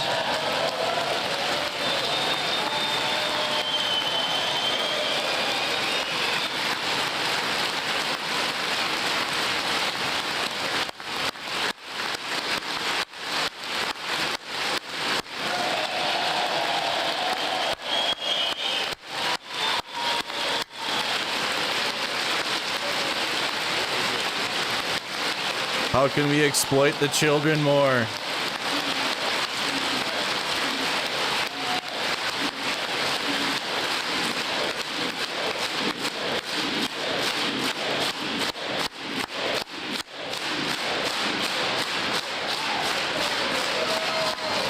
Thank you, DJ. More child propaganda. DJ's doctors believe his cancer likely came not from enough. a chemical he was exposed to when he was younger. Since 1975, rates of child cancer have increased by more than 40%. Reversing this trend is one of the top priorities for our new presidential commission to make America healthy again, chaired by our new Secretary of Health and Human Services. This is a MAGA rally. Robert F. Kennedy Jr. As I'm saying, he's campaigning. This is what a Trump rally is like. It's the same thing. This is literally a Trump rally.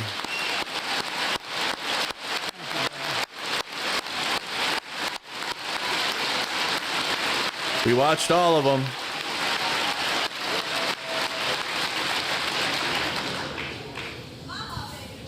With the name Kennedy, you would have thought everybody over here would have been cheering. How quickly they forget.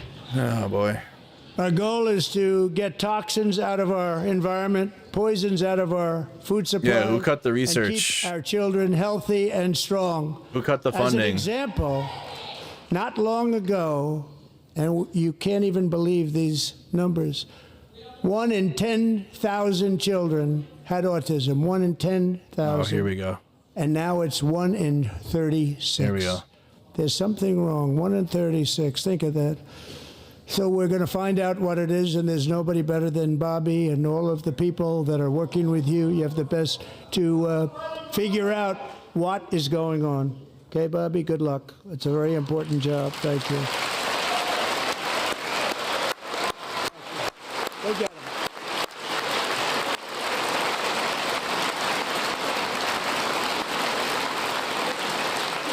Thank you. My administration is also working to protect our children from toxic ideologies in our schools. A few years ago, January Littlejohn and her husband discovered that their daughter's school had secretly socially transitioned their 13-year-old little girl. Teachers and More trans administrators stuff. conspired to deceive January and her husband More trans stuff. while encouraging her daughter to use a new name and pronouns. There we go. They, them pronoun, actually, all without telling January, who is here tonight and is now a courageous advocate against this form of child abuse. January, thank you. Thank you. Thank you very much.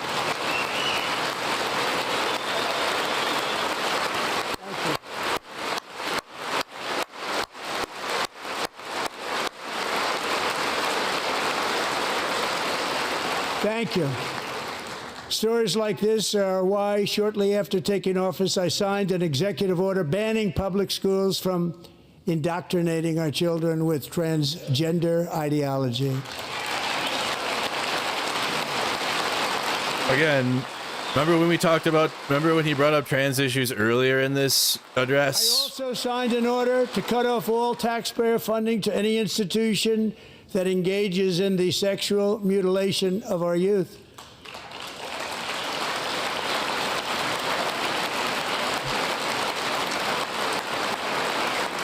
And now I want Congress to pass a bill permanently banning and criminalizing sex changes on children and forever ending the lie that any child is trapped in the wrong body. This is a big lie.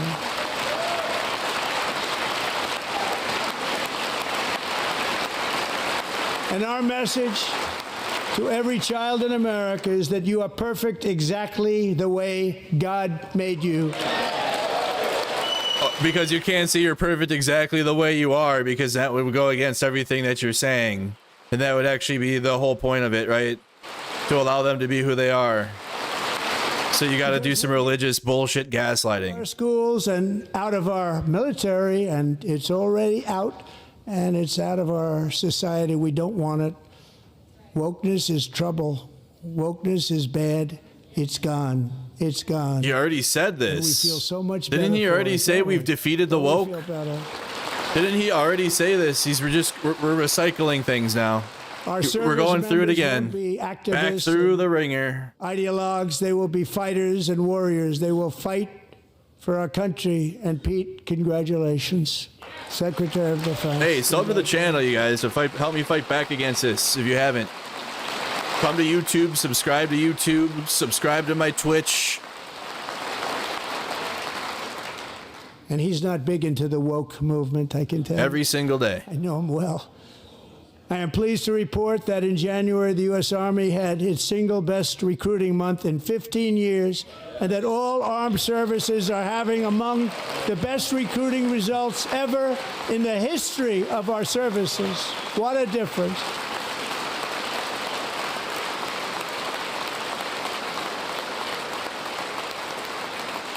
And you know, it was just a few months ago where the results were exactly the opposite. We couldn't recruit anywhere. We couldn't recruit. Now we're having the best results just about that we've ever had. What a tremendous turnaround. It's really a beautiful thing to see.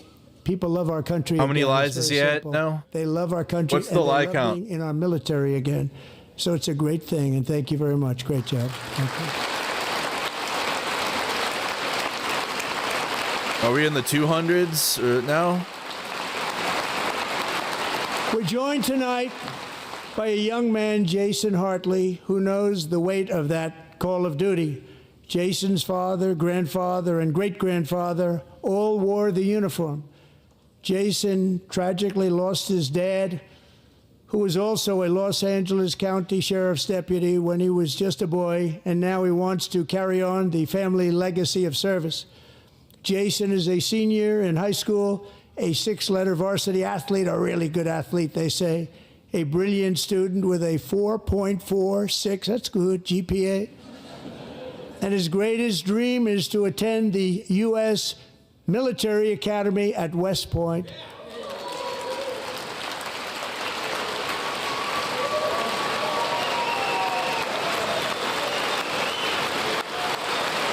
Looks like Buzz from Home Alone.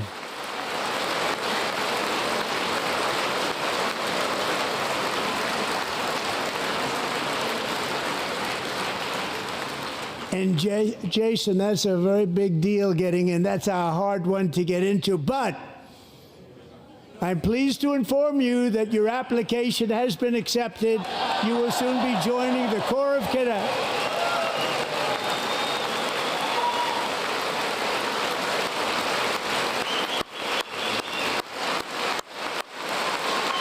Thank you, Michelle, for the gifted. I appreciate that.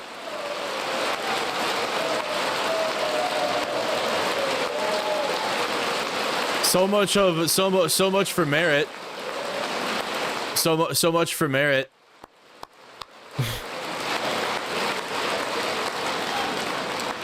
That kid's gonna get absolutely Jason, shit on in the military. Long gray line, Jason. That dude's gonna have a hard time in his training. My focus is on building the most powerful military of the future. As a first step, I'm asking Congress to fund a state-of-the-art Golden Dome missile defense shield to protect our homeland, all made in the USA. Golden Dome defense shield.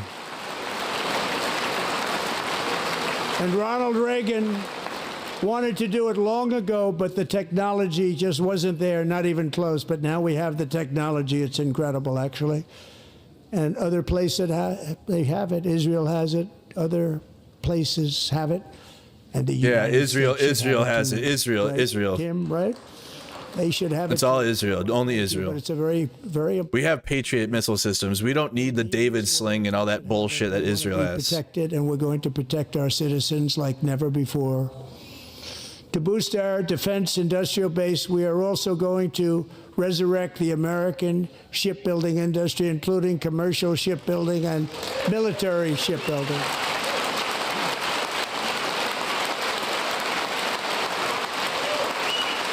And for that purpose, I am announcing tonight that we will create a new Office of Shipbuilding in the White House and offer special tax incentives to bring this industry home to America where it belongs. We used to make so many ships. We don't make them anymore very much, but we're going to make them very fast, very soon. It will have a huge impact. What? To further enhance our national security, my administration will be reclaiming the Panama Canal. Oh my! And we've already started doing it. Wow, we're already started. We're gonna reclaim the Panama Canal. Just today, a large American company announced they are buying both ports around the Panama Canal. Mishana, thank you. Lewis, thank you. And lots of other things having to do with the Panama Canal and a couple of other canals. The Panama Canal was built by Americans for Americans, not for others, but others could use it. What? But it was built at tremendous cost What? of American blood and treasure. 38,000 workers died building the Panama Canal. They died of malaria. They died of snake bites and mosquitoes. Not a nice place to work. They paid them very highly to go there, knowing there was a 25% chance that they would die. The most expensive project also that was ever built in our country's history, if you bring it up to modern day costs. It was given away by the Carter administration for $1, but that agreement has been violated very severely. We didn't give it to China. We gave it to Panama, and we're taking it back.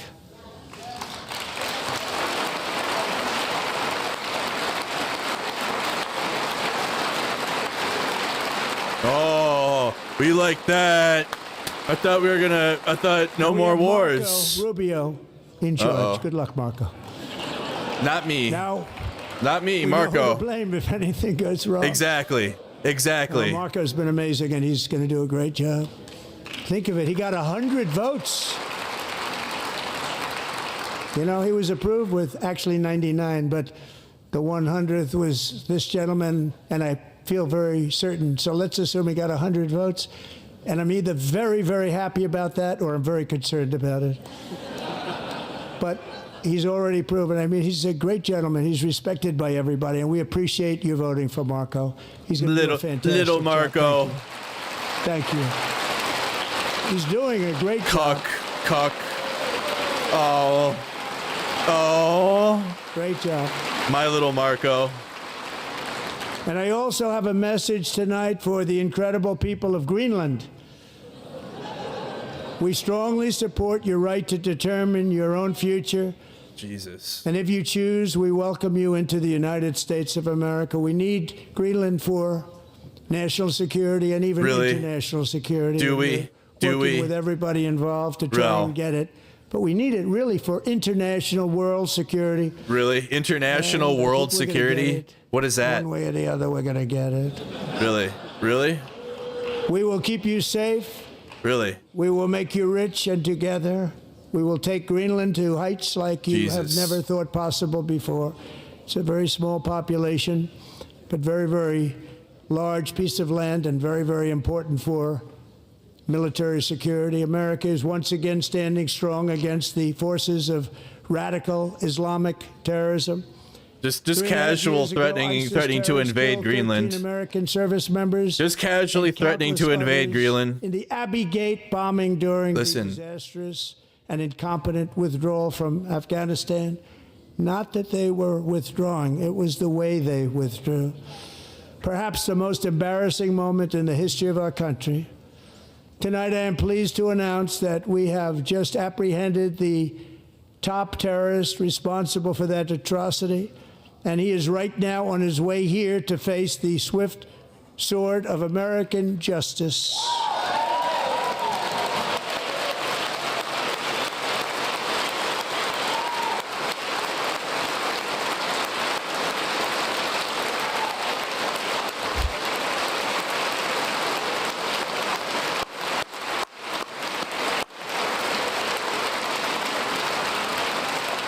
So, And I want to thank especially the government of Pakistan. no new wars, but we're about to invade Greenland and Panama. This was a very momentous day for those 13 families who I actually got to know very well, most of them, whose children were murdered. And Chat, we've been here for almost 2 hours. Holy fuck. Were so badly. Hey, safety meeting. Oh my God. Hold on. My bad. On that fateful day. Hey, spark up. Yeah. Welcome to a Trump rally. If you've tuned them out to this point, this is literally a Trump rally, and they go like 3 hours. So what happened? Oh, here we I guess go. he said, "Wow, maybe this is my chance." That's how bad it was. Should have never happened. Grossly incompetent people. I spoke to many of the parents and loved ones, and they're all in our hearts tonight. Just spoke to them on the phone. We had a big call. Ooh. Every one of them called, and everybody was on the line, and they did nothing but cry with happiness. They were very happy, as happy as you can be under those circumstances. What? Their child, brother, sister, son, daughter was killed He's for making no this reason up. whatsoever. Making it up. In the Middle East, we're bringing back our hostages from Gaza. In my first term, we achieved one of the most groundbreaking. I have no peace idea. agreements Who was that? in generations. Just the making Abraham shit up. Accords.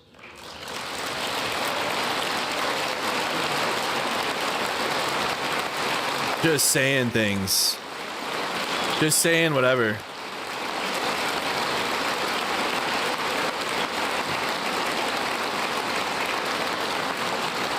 Thank you, Now we're Shubi, going for the to build gifted. on that foundation to create a more peaceful and prosperous future for the entire region. A lot of things are happening in the Middle East. People have been talking about that so much lately with everything going on with Ukraine and Russia. But a lot of things are happening in the Middle East. It's a rough neighborhood, actually. I'm also working tirelessly to end the savage conflict in Ukraine. Millions of Ukrainians and Russians have been needlessly killed or wounded in this horrific and brutal conflict with no end in sight.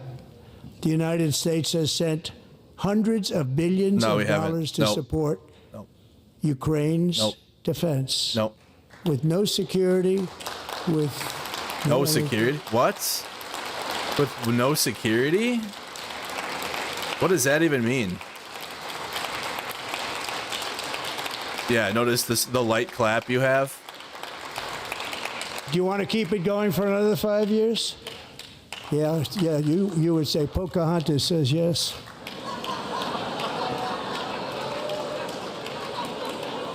He didn't like that. Boo him. Boo him. He didn't like the light clap he got. That's why the Marjorie Taylor Greene's still 2,000 clapping. People are being killed every single week. More than that. Oh, it's so funny, isn't it? They're Russian young people. They're Ukrainian young people. They're not Americans.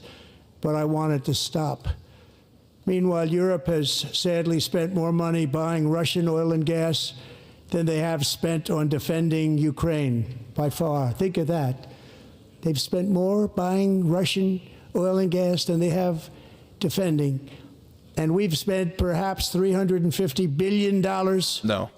Like taking candy from a baby. That's what happened. Lie. And they've spent $100 billion. What a difference that is. 350 or 100? An ocean separating us, and they don't. But we're getting along very well with them, and lots of good things are happening. Biden has authorized more money in this fight than Europe has spent by billions and billions of dollars. It's hard to believe. What are you They saying? wouldn't have stopped it and said, at some point, come on, let's equalize. You got to be equal Let's to us. equalize? That didn't happen. Earlier What? today, I received an important letter from President Zelensky of Ukraine. The letter reads, Ukraine is ready to come to the negotiating table as soon as possible to bring lasting peace closer. Nobody wants peace more than the Ukrainians, he said. My team and I stand ready to work under President Trump's strong leadership to get a peace that lasts. We do really value how much America has done to help Ukraine maintain its sovereignty and independence. Regarding the agreement on minerals and security, Ukraine is ready to sign it at any time that is convenient for you. I appreciate that he sent this letter, just got it a little while ago, Simultaneously, we've had serious discussions with Russia and have received strong signals that they are ready for peace. Wouldn't that be beautiful? By absolutely showing nothing, by absolutely showing zero efforts for peace. Russia is doing nothing. Yeah, they're not gonna stand. There's nothing to stand for, you fucking loser Republicans. Absolute fucking losers. Wouldn't that be You vote Republican, you're a loser. Like, there's nothing else to say at this point. The worst of Americans vote Republican still. This madness. It's time to halt the killing. Or the dumbest. The worst or the dumbest. There's no in between. If you want to end wars, you have to talk to both sides. Nearly 4 years ago, amid rising tensions, a history teacher named Mark Fogel was detained in Russia and sentenced to 14 years in a penal colony. Rough stuff. The previous administration barely lifted a finger to help him. They knew he was innocent, but they had no idea where to begin. But last summer, I promised his 95-year-old mother, Malphine, that we would bring her boy safely back home. After 22 days in office, I did just that, and they are here tonight.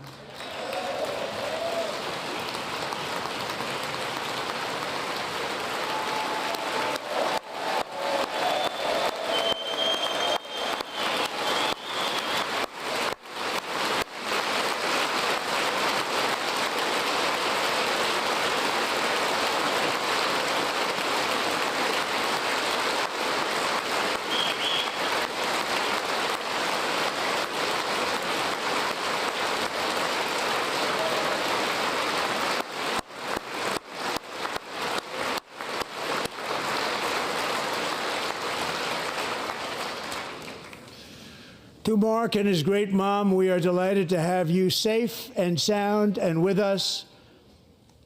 As fate would have it, Mark Fogel was born in a small rural town in Butler, Pennsylvania. Have you heard of it? Where his mother has lived for the past 78 years. I just happened to go there last July 13th for a rally. Oh my God, fuck me. That was not pleasant. And that is where I met his beautiful mom right before I walked onto that stage. And I told her I would not forget what she said about her son. And I never did I? Never forgot.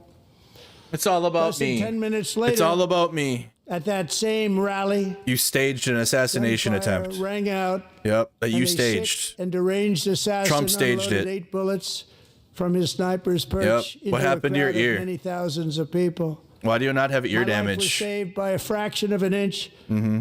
But some were not so lucky. Yep. The assassination attempt that you... Comparator was a firefighter, a veteran, a Christian, a husband. You sacrificed a him. Father, and above all, a protector. Yep. When the sound of gunshots pierced the air, it was a horrible sound. Corey knew instantly what it was and what to do. Did he? He threw himself on top of his wife and daughters and shielded them from the bullets with his own body. Corey was hit really hard. You know the story from there? Yeah, he was hit super hard. His life to save theirs. Wow. 2 others, very fine people, were also seriously hit. Should talk about Ashley Babbitt, too. Great country doctors. Tell us about Ashley Babbitt. They were gone and they were saved. So those doctors had great talent. We're joined by Corey's wife, Helen, who was his high school sweetheart, and their 2 beloved daughters, Allison and Kaylee. Okay.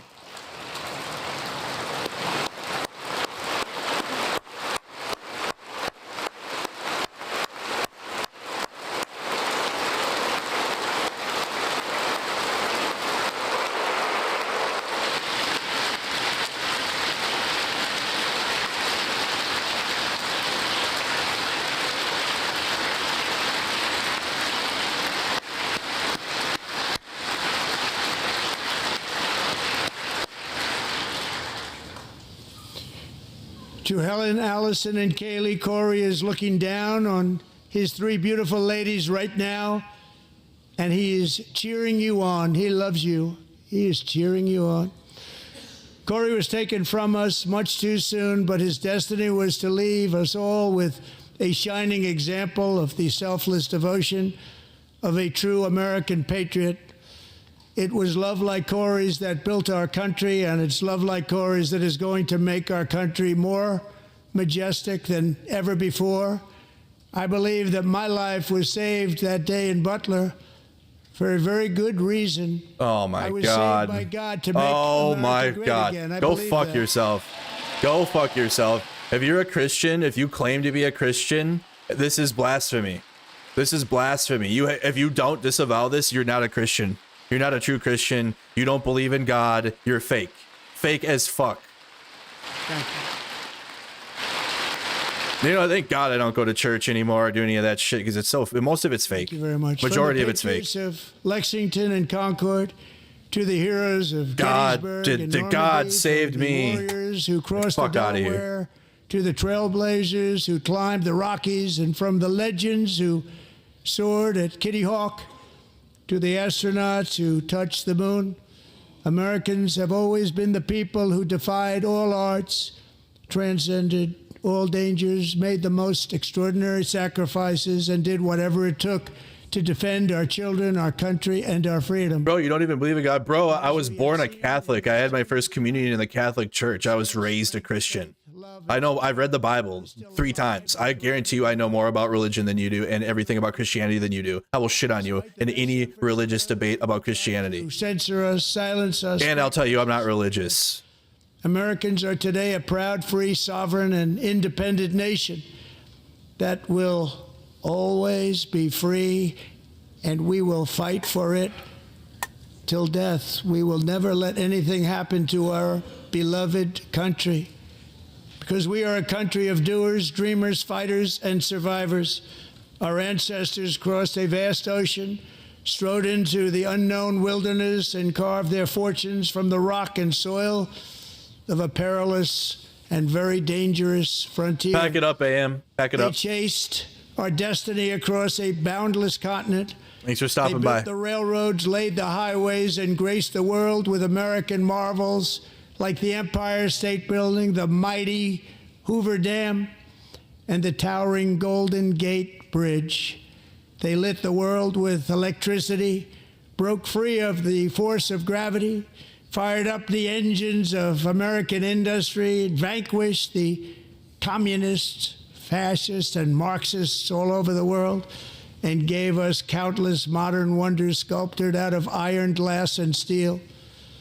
We stand on the shoulders of these pioneers who won and built the modern age, these workers who poured their sweat into the skylines of our cities, these warriors who shed their blood on fields of battle and gave everything they had for our rights and for our freedom.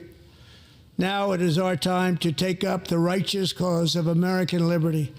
And it is our turn to take America's destiny into our own hands and begin the most thrilling days in the history of our country. This will be our greatest era. With God's help, over the next 4 years, we are going to lead this nation even higher, and we are going to forge the freest, most advanced, most dynamic, and most dominant civilization ever to exist on the face of this earth. We are going to create the highest quality of life, build the safest and wealthiest and healthiest and most vital communities anywhere in the world. We are going to conquer the vast frontiers of science, and we are going to lead humanity into space and plant the American flag on the planet Mars and even far beyond.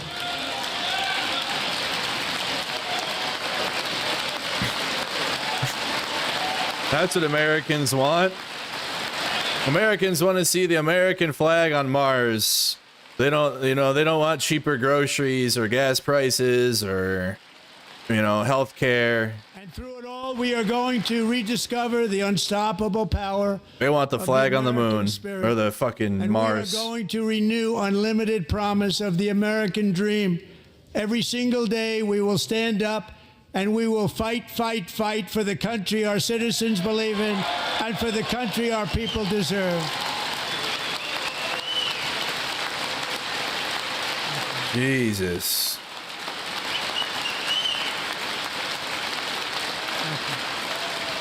Elon, I love that Elon. Have I told you about Elon Musk yet?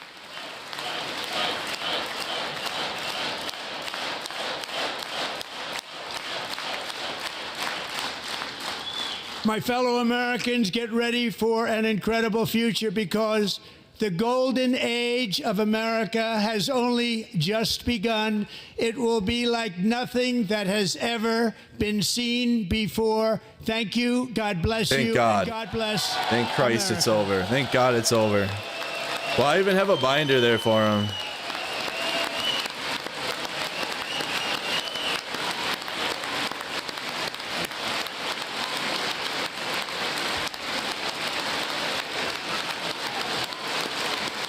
What a fascist state address to the Congress.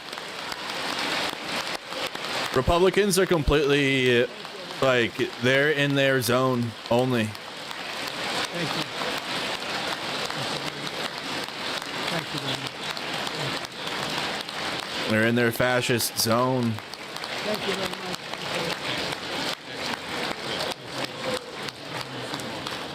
Thank you very much.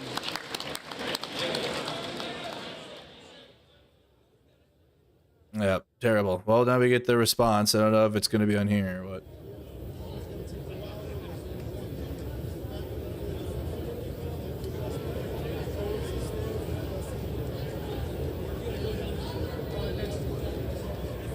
Yeah, one of the most targeted, just complaining. It was a campaign speech again. Every time he talks, he's campaigning. He spent 2 hours saying nothing. Isn't that wild? Bunch of political props in the crowd. Renaming things. That's like all the Trump administration's accomplished is they've renamed things. They renamed the Gulf of Mexico to the Gulf of America. They renamed some bases. English is the official language of the U.S. type shit. None of that helps you. Not a single one of those things helps you. It helps Reddit tier Trump supporters, Reddit moderator, incel, no friends, Trump supporters. They love the shit like that.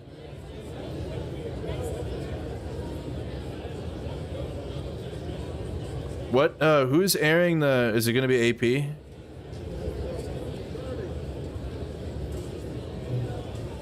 I think the response should play right afterwards. That's usually how. That's because I remember Biden did his speech, and then we had that super creepy Katie Britt response afterwards when she was in the kitchen and shit. Remember that?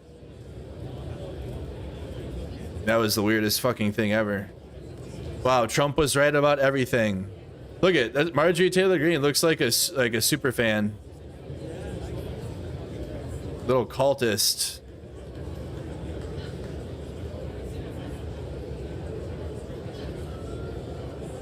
The Cope stream? Yeah, facts hurt. Yep, facts hurt. How are you? I triggered the hell out of you, though. I saw you. You were typing all caps in my chat, raging. Well, I had you so mad. I had a lot of you so mad. You guys were so triggered. You know what's so funny is, like, you guys told me that when Trump wins, I'm not going to have a stream anymore. And here we are over a month in, and we have, like, 1,100 viewers. Isn't that weird? Shout out to all the viewers, by the way. W viewers.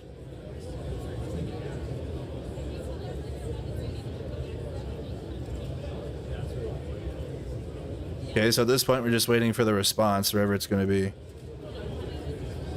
Alyssa Slotkin. Who is that? Oh, no. Who's Alyssa Slotkin?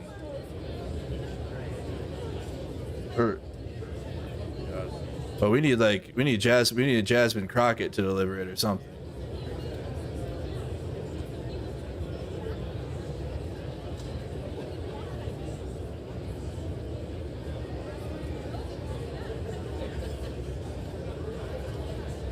Never even heard. Michigan Senator? L Democrats. L. Who the hell is this?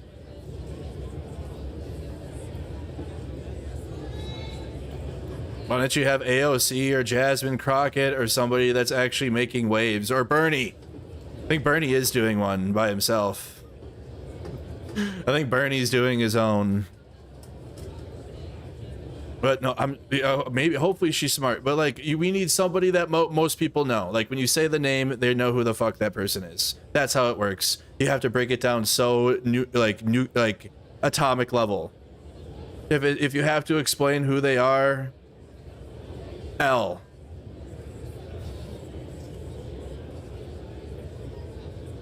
I'm sure she's smart. I've noticed most Democrats are smart. Okay, but it's like they have to appeal the. You have been watching President Donald Trump's joint address to Congress, which just concluded in the U.S. House chamber.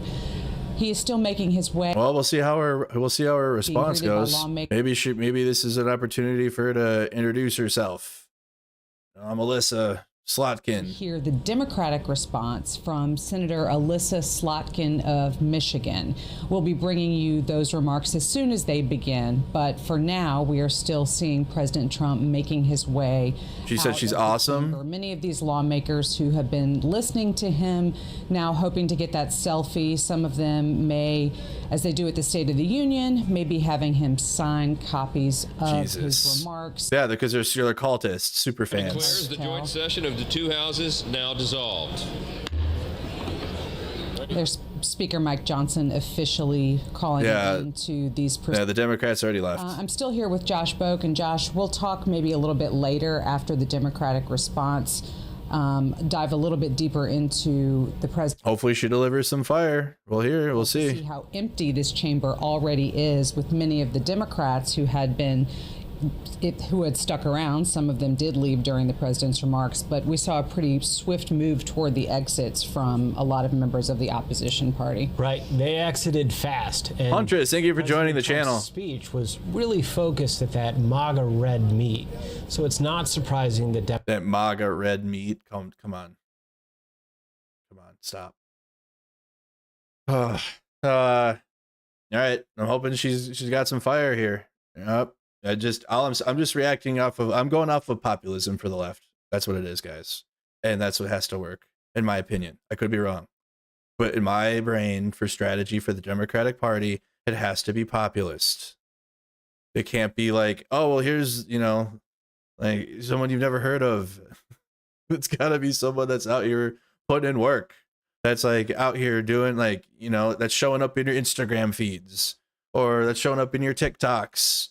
That you don't have to search for, right? You don't have to search for the person, because I know for a fact AOC and Jasmine Crockett and other Democrats are showing up in your shit without you searching for them. That's who the Democratic Party needs to choose, or rally around, or present them more, or put them in positions to where they're more people can hear them. It has to be. If it's not, we're fucked again. And no, you don't need to create a cult around the person you choose. Obama did not do that. But a lot of people rallied around Obama. And he was a populist, leftist Democrat. Not a leftist. I don't even call him leftist. But he was popular. He brought people out. People came. Kind of knew who he was. Who's this? Procedural stuff that we're accustomed to seeing, but many of the members are leaving. The president has clearly already left. And as we noted, we are still awaiting Michigan Democratic Senator Alyssa Slotkin's response to the president's remarks. So all of those lawmakers that we saw there. Bernie is on now.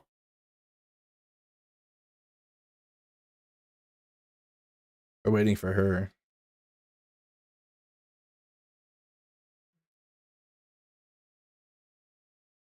What's he live on now? AOC? I don't see Bernie. Is he on the YouTube? A lot of things discussed. This was the longest. AOC just started. That didn't end with YMCA. What is she streaming? What is she on? This was a very long speech. Not on YouTube. Words. What is she on? And when you think about it, Instagram. In these days, these speeches exist. I need the platform. Social media and reprocessed. Instagram. Great. So the length doesn't necessarily matter as much as it once did. But if you're watching this, this is an endurance contest for the lawmakers. And the Republicans, they wanted to keep that energy going. The Democrats wanted to show their opposition. some people might have seen the Democrats holding up signs. And you need to like protest louder. WAOC. Yeah, I didn't go to all that. I knew that was gonna be a mess. And personally, you know, I watched it from home. I paid attention to what the president was saying. I watched it so you didn't have to. So if you didn't, you know, that's okay. She boycotted. I watched Bernie has the a whole Twitch. thing, but I watched it from home. Everybody makes different decisions. I just felt like I couldn't. I didn't feel like I could legitimize his presence. That being said, you know, I know different people had different takes on it. In terms of the House of Representatives, you know, I'll give you an alternative perspective. In terms of the House of Representatives, you know, some people feel, and it is true, that the State of the Union occurs in the House of Representatives, known as the People's House.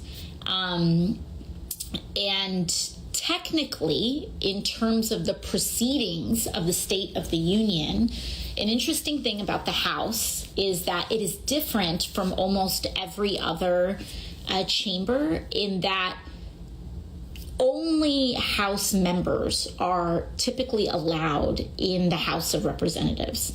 So anybody else that is brought into the House, that walks into the House, has to be invited. And so Trump actually has to be formally invited to the House floor. Hardly except you, because in your speech tonight, I didn't hear you mention there we go. The housing crisis. Some energy, dude. Today in America, we have more income and wealth inequality than we've ever had. 3 richest people in America. The folks Trump invited to stand behind him at his inauguration now own more wealth than the bottom half of our society, 170 million Americans. Okay, we'll come back to Bernie. We'll come back to him. This is the official response. I was recruited by the CIA and did 3 tours in Iraq. I don't know who this lady alongside is. the military. We'll come back to Bernie. I'll replay his whole I speech. worked at the White House under President Bush and President Obama, 2 very different leaders who both believed that America is exceptional. You can find that This is the official response. Patriotism here in Wyandotte, Michigan, where I'm speaking from tonight. It's a working class town just south of Detroit. President Trump and I both won here in November. It might not seem like it, but plenty of places like this still exist across the United States. Places where people believe that if you work hard and play by the rules, you should do well and your kids should do better. It reminds me of how I grew up. My dad was a lifelong Republican, my mom a lifelong Democrat. But it was never a big deal because we had shared values that were bigger than any one party. We just went through another fraught election season. Americans made it clear that prices are too high and that the government needs to be more responsive to their needs. America wants change, but there's a responsible way to make change and a reckless way. And we can make that change without forgetting who we are as a country and as a democracy. So that's what I'm going to lay out tonight. Because whether you're from Wyandotte or Wichita, most Americans share 3 core beliefs: that the middle class is the engine of our country, that strong national security protects us from harm, and that our democracy, no matter how messy, is unparalleled and worth fighting for. Let's start with the economy. Michigan literally invented the middle class, the revolutionary idea that you could work at an auto plant and afford the car you were building. That's the American dream. And in order to expand and protect the middle class, we have to do a few basic things. We need to bring down the price of things we spend the most money on: groceries, housing, healthcare. We need to make more things in America with good-paying union jobs and bring our supply chains back home from places like China. We need to give American businesses the certainty they need to invest and create the jobs of the future. And we need a tax system that's fair for people who don't happen to make $1 billion. Look, the president talked a big game on the economy, but it's always important to read the fine print. So, no one does that. Do his plans actually help Americans get ahead? Not even close. No. President Trump is trying to deliver an unprecedented giveaway to his billionaire friends. He's on the hunt to find trillions of dollars to pass along to the wealthiest in America. And to do that, he's going to make you pay in every part of your life. Grocery and home prices are going up, not down, and he hasn't laid out a credible plan to deal with either of those. His tariffs on allies like Canada will raise prices on energy, lumber, and cars, and start a trade war that will hurt manufacturing and farmers. Your premiums and prescriptions will cost more because the math on his proposals doesn't work without going after your health care. Meanwhile, for those keeping score, the national debt is going up, not down. And if he's not careful, he could walk us right into a recession. And one more thing. In order to pay for his plan, he could very well come after your retirement, the Social Security, Medicare, and VA benefits you worked your whole life to earn. The president claims he won't, but Elon Musk just called Social Security the biggest Ponzi scheme of all time.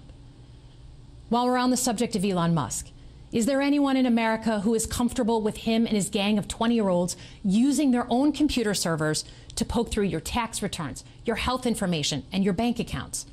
No oversight, no protections against cyber attack, no guardrails on what they do with your private data. We need a more efficient government. You want to cut waste? I'll help you do it. But change doesn't need to be chaotic or make us less safe. The mindless firing of people who work to protect our nuclear weapons, keep our planes from crashing, we'll talk about working together. That finds the cure for cancer, only to rehire them 2 days later. No CEO in America could do that without being summarily fired. Okay, so we've talked about economic security. How about national security? Let's start with the border. As someone who spent my whole career protecting our homeland, every country deserves to know who and what is coming across its border. Period. Democrats and Republicans should all be for that. But securing the border without actually fixing our broken immigration system is dealing with the symptom and not the disease. America is a nation of immigrants. We need a functional system keyed to the needs of our economy that allows vetted people to come and work here legally. So I look forward to the president's plan on that. Because here's the thing. Today's world is deeply interconnected. Migration, cyber threats, AI, environmental destruction, terrorism. One nation cannot face these issues alone. We need friends in all corners, and our safety depends on it. President Trump loves to say peace through strength. That's actually a line he stole from Ronald Reagan. But let me tell you, after the spectacle that just took place in the Oval Office last week, Reagan must be rolling in his grave. We all want an end to the war in Ukraine, but Reagan understood that true strength required America to combine our military and economic might with moral clarity. And that scene in the Oval Office wasn't just a bad episode of reality TV. It summed up Trump's whole approach to the world. He believes in cozying up to dictators like Vladimir Putin and kicking our friends like the Canadians in the teeth. He sees American leadership as merely a series of real estate transactions. We know. As a Cold War kid, I'm thankful it was Reagan and not Trump in office in the 1980s. Trump would have lost us the Cold War. Donald Trump's actions suggest that in his heart, he doesn't believe we're an exceptional nation. He clearly doesn't think we should lead the world. Look, America is not perfect, but I stand with the majority of Americans who believe we are still exceptional, unparalleled. And I would rather have American leadership over Chinese or Russian leadership any day of the week. Because for generations, America has offered something better. Our security and our prosperity, yes, but our democracy, our very system of government, has been the aspiration of the world. And right now, it's at risk. It's at risk when the president decides you can pick and choose what rules you want to follow, when he ignores court orders and the Constitution itself, or when elected leaders stand by and just let it happen. But it's also at risk when the president pits Americans against each other, when he demonizes those who are different and tells certain people they shouldn't be included. Because America is not just a patch of land between two oceans. We are more than that. Generations have fought and died to secure the fundamental rights that define us. Those rights and the fight for them make us who we are. We're a nation of strivers, risk takers, innovators, and we are never satisfied. That is America's superpower. And look, I've lived and worked in many countries. I've seen democracies flicker out. I've seen what life is like when a government is rigged. You can't open a business without paying off a corrupt official. You can't criticize the guys in charge without getting a knock at the door in the middle of the night. So as much as we need to make our government more responsive to our lives today, don't for one moment fool yourself that democracy isn't precious and worth saving. But how do we actually do that? I know a lot of you have been asking that question. First, don't tune out. It's easy to be exhausted, but America needs you now more than ever. If previous generations had not fought for this democracy, where would we be today? Second, hold your elected officials, including me, accountable.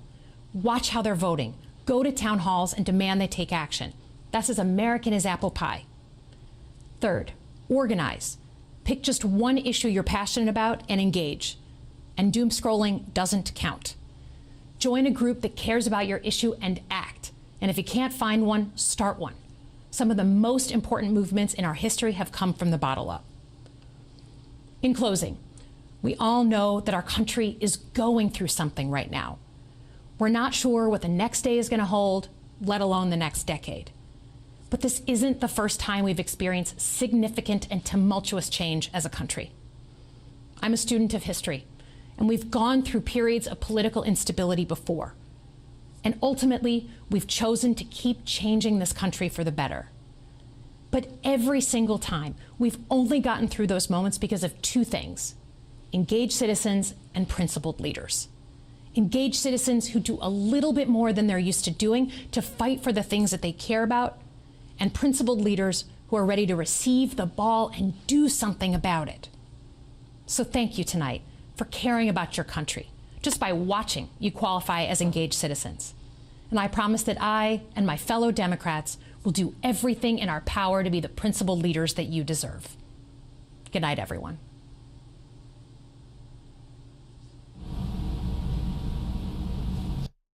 Mid. No seasoning. It's like ChatGPT was helping me figure out how to get into the system settings because I didn't know how to do it, and she's trying to calmly help me. I agreed with everything she said. Didn't say anything wrong. Didn't lie. Everything I agree with.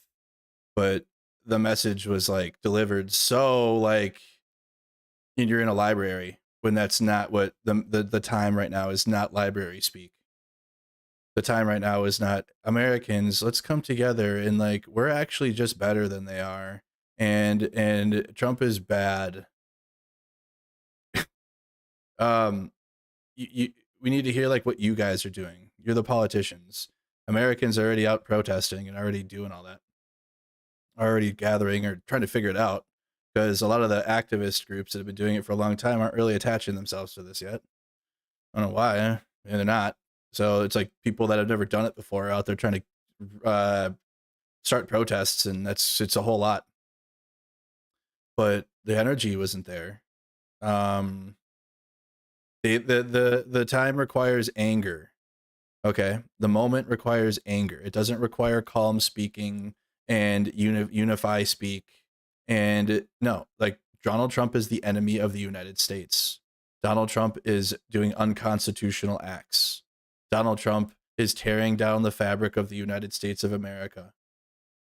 And it needs to be like someone that is being so serious and isn't like giving us ChatGPT AI speak. And then half the things she was talking about, again, I agree with, but no one's the geopolitical strategies that are so important to the American people and why a democracy is so important over like fucking no one cares. Majority of people don't care. But we just learned that. So if anything, this was kind of like Kamala Harris, but way more with less personality and like ChatGPT. That was not good. That was not good at all. But again, the thing she said wasn't wrong. the things that her intent in her message was not wrong. It's the delivery and it's the strategy is what's not good. That's the problem. That's why the same analysis of Tim Walz and Kamala Harris. There's nothing wrong with their campaign. The message was fine. The message was great.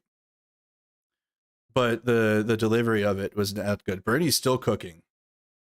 Be beaten. Bernie's still cooking. If we stand together and not let them divide us up by the color of our skin. Look at Bernie, old Bernie's dentures are falling out because he's going crazy. This is 20 minutes. Bernie's still, let's just start it from the beginning. All right, because we missed it, but Bernie's still alive. Is through the concept of the big lie, and boy, did we hear that tonight. Sure, Bernie. You say something that is grossly false, say it over and over again, and have right-wing social media blast it out endless times until people actually believe it. And then, rather than address the real issues facing the American people, the struggles that the American people are facing, we find ourselves wasting endless amounts of time discussing Trump's absurdities. Let me just give you a very few examples. Trump claimed that the 2020 election was stolen from him and that he won by a landslide. Remember that? A lie. Trump claimed that the January 6th insurrection was a day of love. A lie. Trump has claimed that millions of undocumented people voted and do vote in American elections. A lie. Trump has claimed that climate change is a hoax originating in China. A lie. Trump has claimed that Ukraine started the horrific war with Russia. A lie. And tonight, just tonight, Trump claimed that millions of dead people between the ages of 100 and 360, I guess, were collecting Social Security checks. And that is an outrageous lie intended to lay the groundwork for cuts to Social Security and dismantling the most successful and popular government program in history. So let's be clear about that. Well over 99% of Social Security checks are going out to people who earned those checks. 70 million Americans. Nobody who is 150 years old or 200 years old or 300 years old is receiving Social Security checks. And on the lies go. Now, the purpose of all of this lying is not just to push his hateful right-wing ideology. It is not just to try to divide us up. It is more than that. It is a masterful effort, and you saw that tonight, to deflect attention away from the most important issues facing the people of our country. Issues that Trump and his billionaire friends do not want to address because it is not in their financial interests to do so. Trump gave his State of the Union speech tonight. But if you listen closely, that speech had very little to say about the State of the Union, about what is really going on in our country, especially for working families. Trump spoke for over 90 minutes, although I must confess it seemed a lot longer than that, and he almost completely ignored the issues that are keeping working people up at night as they worry about how their families are going to survive in these very tough times. And I will tell you exactly why Trump had very little to say about the real crises facing the working class of this country. Think back 6 weeks ago when Trump was inaugurated for his second term as president, just 6 weeks ago. Standing right behind him were the three wealthiest men in this country, Mr. Musk, Mr. Bezos, and Mr. Zuckerberg. And standing behind them were 13 other billionaires who Trump had nominated to head major government agencies. Many of these same billionaires, including Musk, were in the Capitol tonight listening to that speech. In other words, it is there for all to see. The Trump administration is not hiding it. The Trump administration is a government of the billionaire class, by the billionaire class, and for the billionaire class. Notwithstanding some of their rhetoric, Democrats, see how easy, well, I don't know, Bernie's been doing it for so long, so maybe it's not easy.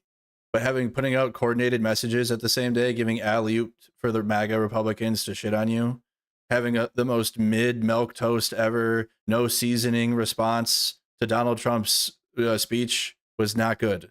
2 L's. I'm not liking it. I told you guys, I'm going to be very open and vocal about Democratic strategy L's against MAGA, because now we have Trump, he's the president, and what the fuck else, right? When you're trying to elect, we're trying to get a person in power to beat Donald Trump. I had the rose-colored lenses on because we were fighting for it at the time. We lost L, so now it's strategy time, and people like Bernie, or give the mic to Crockett, let her do it, or like someone in the Democratic Party that's younger than Bernie or others have to be able to do this. And if they can't, then that's a problem. If they're going to come out and do Chuck Schumer and Elizabeth Warren coordinated mess, like that shit is not hitting. That is not it. That is not what people need. This is a government that could care less about ordinary Americans and the working families of our country. My friends, we are no longer moving toward oligarchy.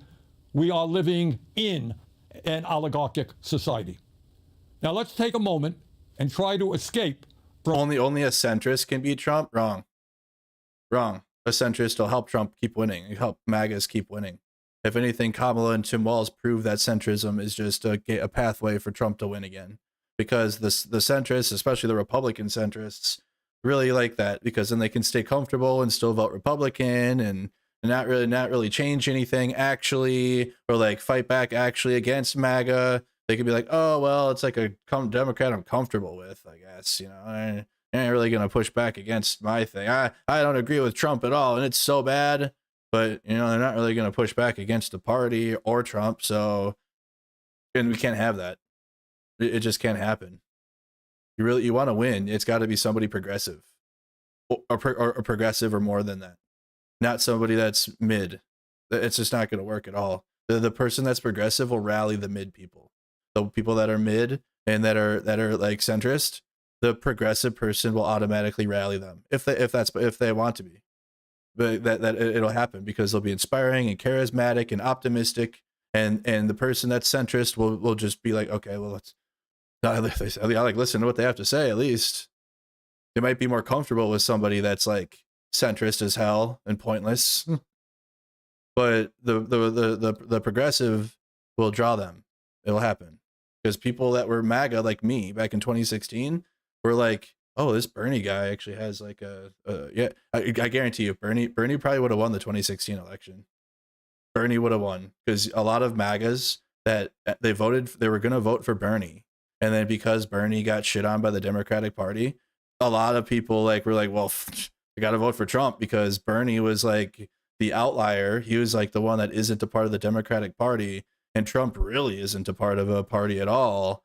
So a lot of the issues too, again, well, it's the stupidity of Republicans, and I own that too because I was dumb. But at the same time, what the Democratic Party did to Bernie was so obvious, and a lot of people that like honestly, I swear to God, after I saw Bernie on Joe Rogan in 2015, 16, I was like, oh, damn, this guy isn't like a Marxist communist. He actually kind of makes some sense.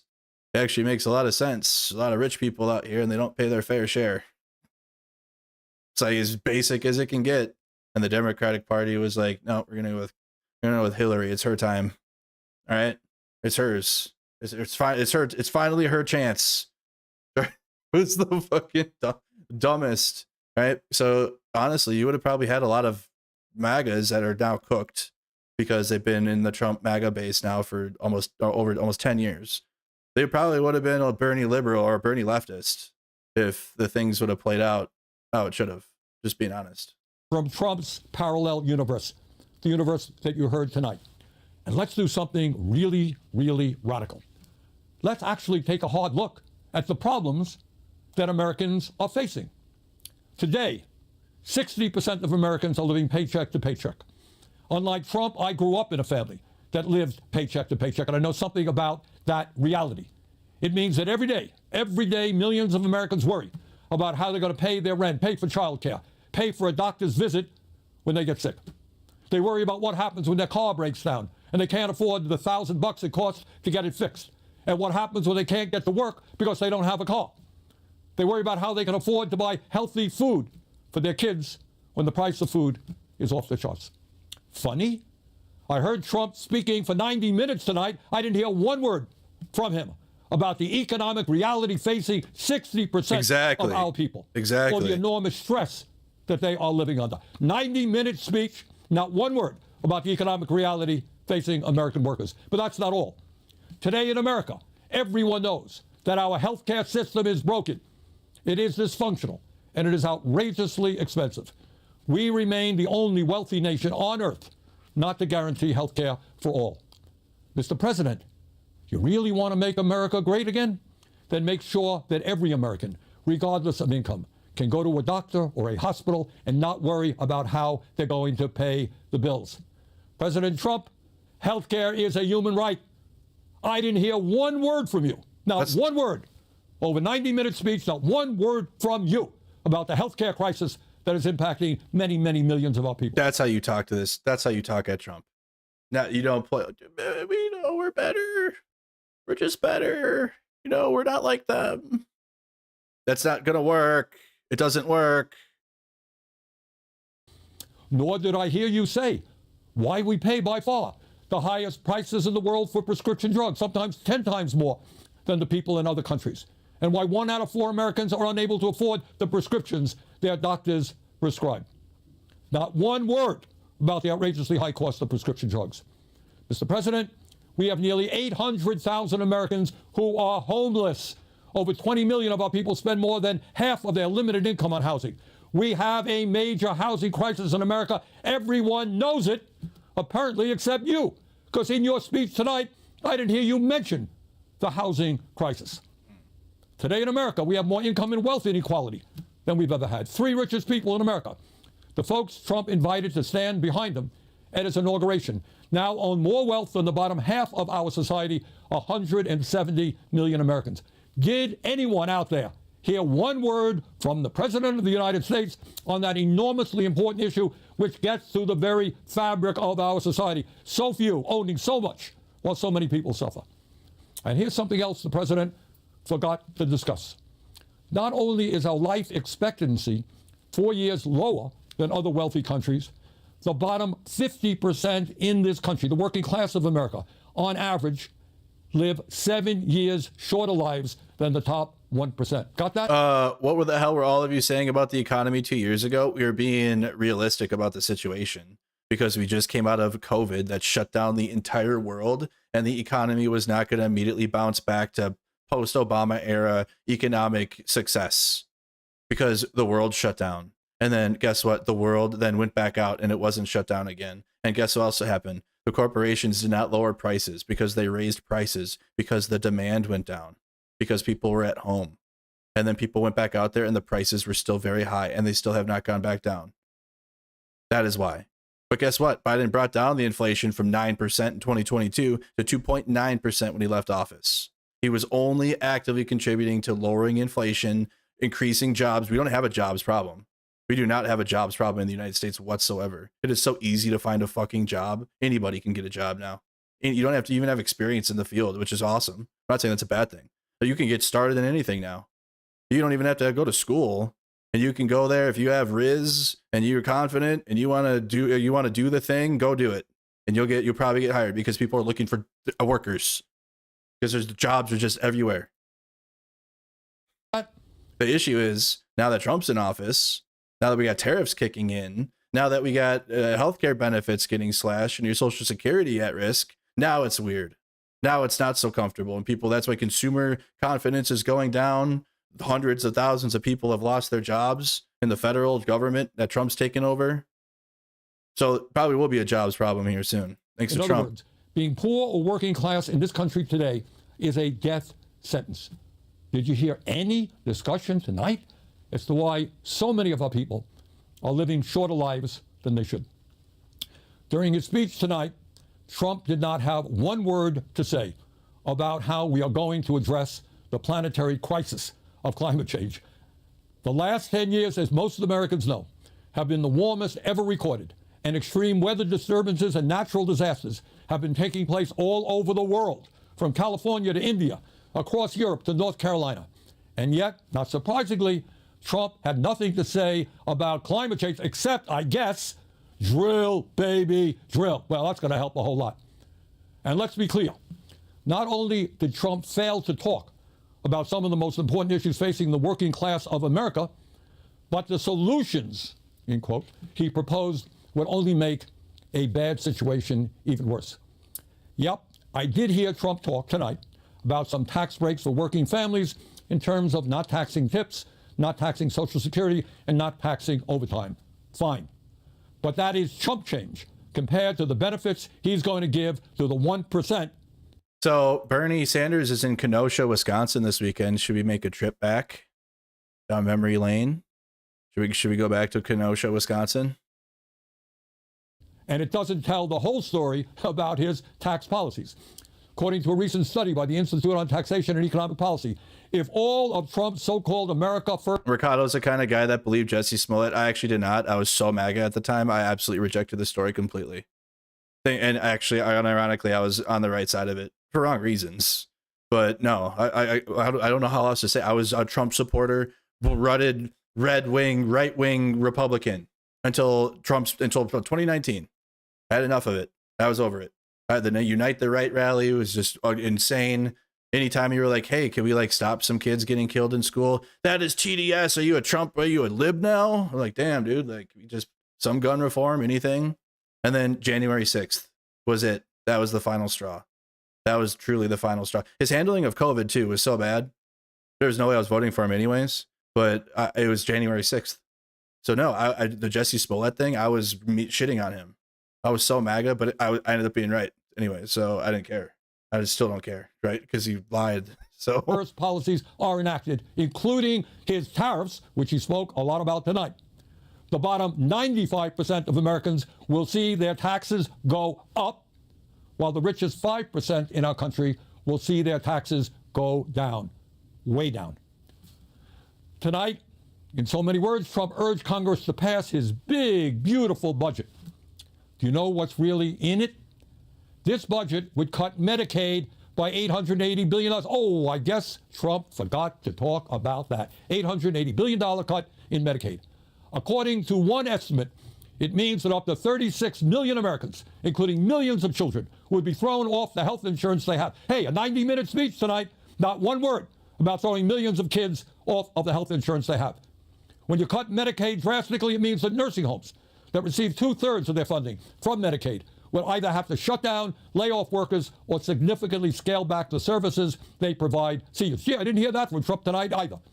It would be a devastating blow, these cuts to Medicaid, for the 32 million Americans who get their health care at community health centers. And it's not just Medicaid that Trump's budget would cut. It would also cut nutrition assistance by at least $230 billion. Now, I want you to think about that for a moment. And can you imagine? The billionaire class, people who can support their families, some of these guys have tens of billions of dollars, support their families for the next 10 generations, 50 generations. People who live in incredible opulence. People who own their own jet planes, they own their own private islands, they own their own spaceships, trying to get tax breaks by taking food out of the mouths of low-income kids. That's where the so-called budget cuts and funding cuts are. It's at the lowest. It's at the people that really, really, really, really need it. That's where they're cutting it.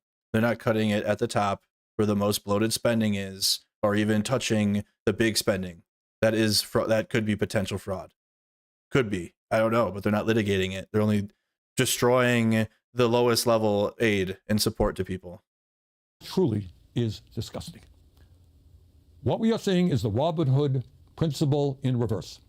Taking from the poor and giving to the rich and the very, very rich. And here is something else Trump has been doing. For the past several weeks, he and his good friend Elon Musk, who was up there in the audience tonight, have been throwing hundreds of thousands of federal employees off their jobs. Now, I know some of you are saying, well, that's too bad, but that's the federal government, not me, it's not me, it's just those guys who work for the federal government. But I want you to think about this. Think about it for a moment. If Musk and his friends can arbitrarily throw federal workers out on the street today, what do you think that Musk and his fellow billionaires will be doing tomorrow when artificial intelligence and robotics explode in this country? Do you think they'll give a damn about you and your families? No, they will treat you exactly the way they're treating federal employees today. You will be out on the street as well. But it is not only absurd domestic policies that we've got to fight. For the first time in our 250-year history, we have a president who is turning his back on democracy and turning to Russia and Vladimir Putin, allying us with authoritarianism. Yep. No, we must not abandon the people of Ukraine who were invaded by the Russian dictator Vladimir Putin. We must always stand for democracy. Did the Democratic Party response even include this? Did she even say? Maybe she did. I don't remember. Dictatorship. Let me be very clear.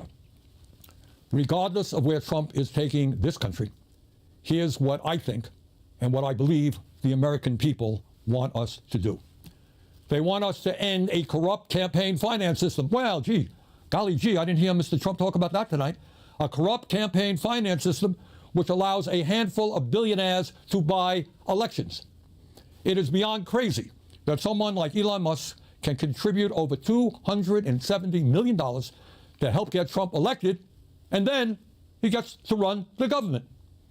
It is absurd that any member of Congress who stands up to Netanyahu's brutal war in Gaza can expect to be opposed by millions of dollars in campaign contributions coming from AIPAC. The American people want us to end this disastrous Citizens United Supreme Court decision and move to the public funding of elections. Democracy is supposed to be about one person, one vote, not billionaires buying the political candidates of their choice. And further, no, we should not be giving tax breaks to billionaires. That's not what we should be doing. We must demand that the wealthiest people in this country start paying their fair share of taxes. We must raise the federal minimum wage of $7.25 an hour to a living wage of at least $17 an hour. We must make it easier for workers to join trade unions, grow the union movement, and prevent corporations from violating labor laws with impunity by passing the PRO Act, legislation that I will be introducing tomorrow. No, we are not going to cut Social Security. Quite the contrary. We must expand Social Security benefits and extend its solvency for the next 75 years by scrapping the cap that allows a billionaire to pay the same amount into Social Security as a truck driver. Too many of our seniors are hurting today for us to be talking about cutting Social Security. Over 20% seniors in this country living on $15,000 a year or less.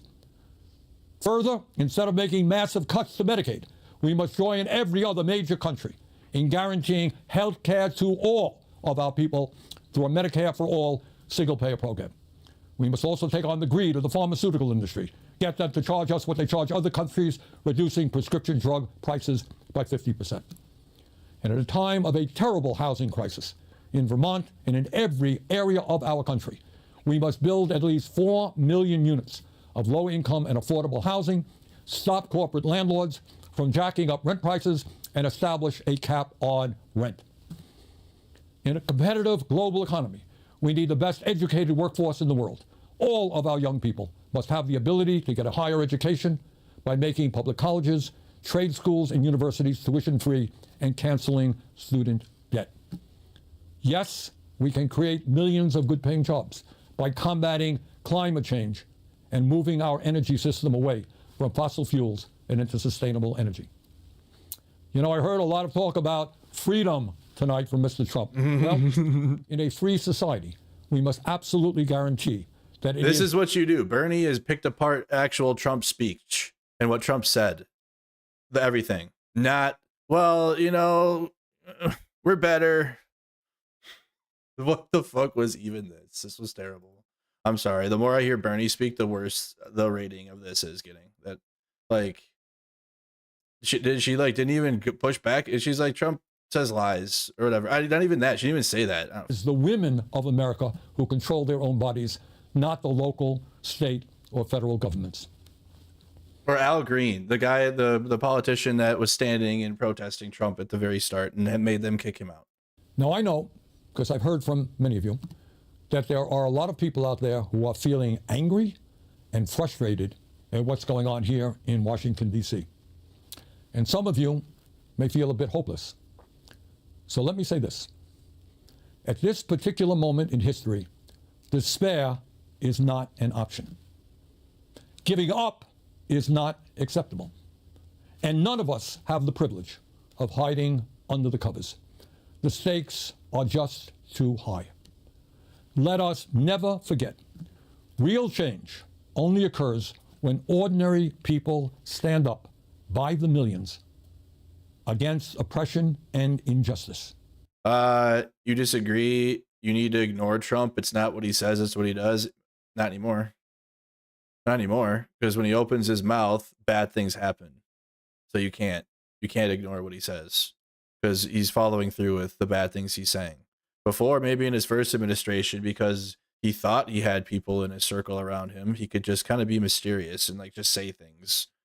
And then, but it was the rhinos in there that were preventing the things he really wanted. Now you have a full MAGA government. So when Trump says something, they're going to do it now. There's no Republicans that were like, he's just saber rattling. He was trying to ruffle the Dems' feathers a little bit, a little 4D chess. That's not it. He's following through with what he's saying. And fight back. That is the history of the founding of our nation, when brave men and women took on the mighty, invincible British Empire. It is the history of the abolitionist movement, the history of the labor movement, the history of the civil rights movement, the women's movement, the environmental movement, and the gay rights movement. Yes, I know. The oligarchs are enormously powerful. I deal with them every day. I know that. Yes, they have endless amounts of money. Yes, they control our economy, and they own much of the media. They have enormous influence over our political system. But from the bottom of my heart, I am convinced that they can be beaten. If we stand together and not let them divide us up by the color of our skin, or where we were born, or our religion, or the language we speak, or our sexual orientation. If we bring our... Because that's all together, noise. That's what Republicans do as noise. So Bernie's talking about the noise of culture war that Republicans love, and they like staying there.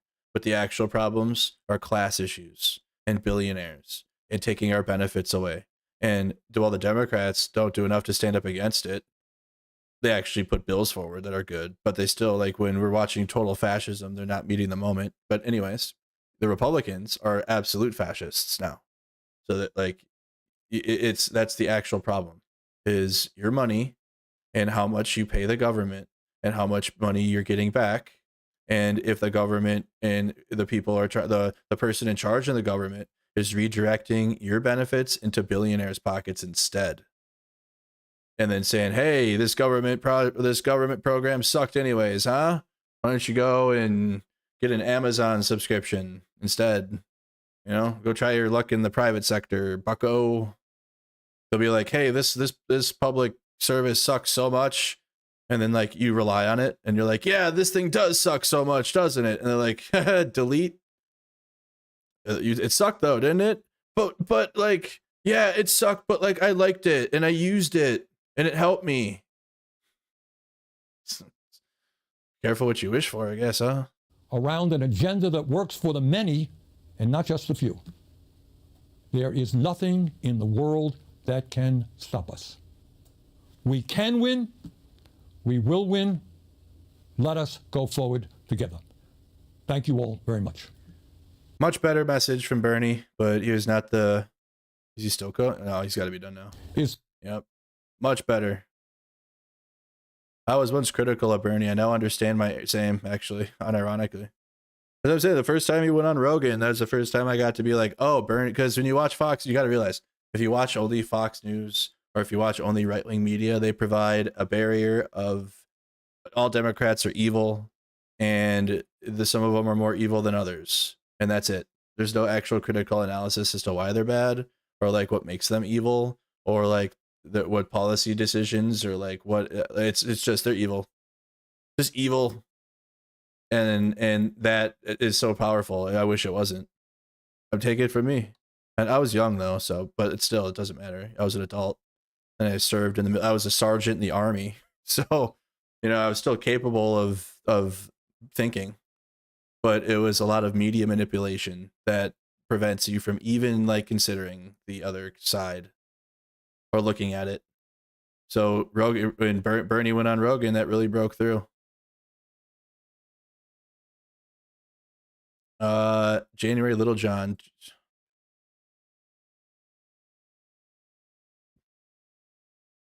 Because my mom bathes me and my brothers all together, and out of nowhere I locked up, and then my dad was calling my name, and I started going to the slow thing, and he said stop playing with me, and then I started to act, I ain't gonna lie, I started to act slow, and then as soon as he said that, we was speeding all the way, running lights, going to the hospital, and then next thing you know I was seizing on the table. They said nah, we gonna have to go in his brain tonight. Ever since then, I had 13 brain surgeries, and that's how many times my personality has changed. And that's something that you don't hear from a terminally ill child. They have 5 months to live. I'm gonna keep on going until my gas tanks run out. And that's when God calls you home. You never know when God's gonna call you home. I wouldn't be here if it wasn't for my dad. And I know he's pretty proud of me, and I'm pretty proud of him too. And I'd like to thank President Trump, because if it wasn't for him, I wouldn't be here today. Wow. Well, I was with it until that part. Poor kid. Like, he's 13-year-old. Sounds like a grown adult. That's skillful. But then at the end there, I thought like, I want Trump cured my brain cancer. Basically, that's where we're at. I wouldn't. Jesus, dude. It's so bad. Donald Trump is lying to you. Here's the truth. It's simple. Tariffs are a tax on Americans. When you buy something, you pay the tariff, not some foreign country. Trump's tariffs will raise the price on things like tomatoes and prescription medicines, electronics, toys, and more. Grocery prices are rising because of Trump's tax. New car prices are rising because of Trump's tax. Beer prices are rising because of Trump's tax. And he has no plan for what happens next. He doesn't care about the farmer who relies on machinery from Canada to operate their farm, or the small business owner who needs supplies from Europe, or the parents who need to feed their families every day at a reasonable cost. While Trump is causing higher prices in Illinois, lowering the burden on working families is what we're all about. We've eliminated the grocery tax and raised the minimum wage. No Dems clap for this cancer kid. Think about that. Yeah, no Republicans disavowed Donald Trump for pardoning 1,500 domestic terrorists that attacked the U.S. Capitol. I don't like your boos mean nothing. We see what you clap for. Okay. We lowered income taxes on workers and erased medical debt for nearly 300,000 Illinoisans, with more to come. And while we can't combat every part of Trump's tax, it's a start. Protecting Illinoisans from the economic hardship Trump is imposing is one of my most important missions as your governor. Donald. So good job calling him out on lies. Mockler, if Elon Musk were watching, what would you say? Yeah, if you were watching, what would you say to Elon Musk? So what would I say to Elon Musk? Stop responding to his tweets. Yeah, to get a life. And thanks for showing the world that money can't make you any less pathetic than you actually are. This dude genuinely tweets 200 times a day. Like, I don't even follow him on Twitter, and his tweets are always the top of my feed. Yeah. It's pretty wild. Elon Musk it shows that money can't buy you happiness. Nah, yeah. No, money still makes you miserable. Elon Musk is a perfect example of that. You can be the richest man in the world. The richest man in the entire world. Look at that. Brave. Democrats, there you go. Al Green showed you how to do it. You guys should have had it set up so every 10 minutes, one of you stand up and just start protesting him. Because that's what your job is. Not to sit there and just take it. Should have been every 10, 15 minutes, another Democrat stands up. Liar! You lie! Make him throw him out to derail Trump's speak, make it a mess, but they didn't do that. They started. Al Green did great. Because Trump was thrown off. He had to collect himself again. That moment threw Trump off for 5 minutes.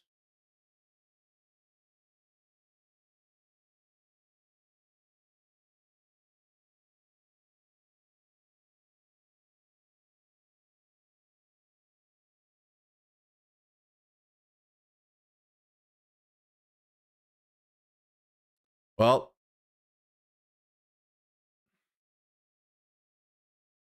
2025 is wild. Welcome to the long gray line. Not my army, dude. A young man, Jason Hartley, who knows the weight of that call of duty. So this is just an example. So you get hand chosen by so no merit, and well, they say that merit only, and including but you can be handpicked by the president, though. That's actually the merit. The merit is how the president will pick you. Oof. Help ratio Steven Crowder.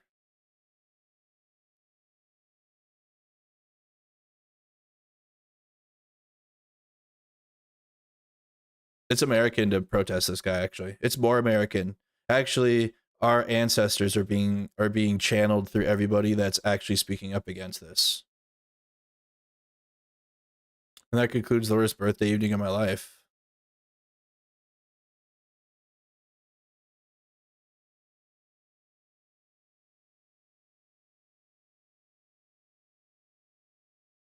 Yes. God, I'm agreeing with Destiny. That's yes. Less of this. What did that do? Who was that for? I thought that was cringe. So some of the signs were like funny. Like, okay, this is what the most effective part of the Democratic. Hey, look at he's wearing the Constitution tie.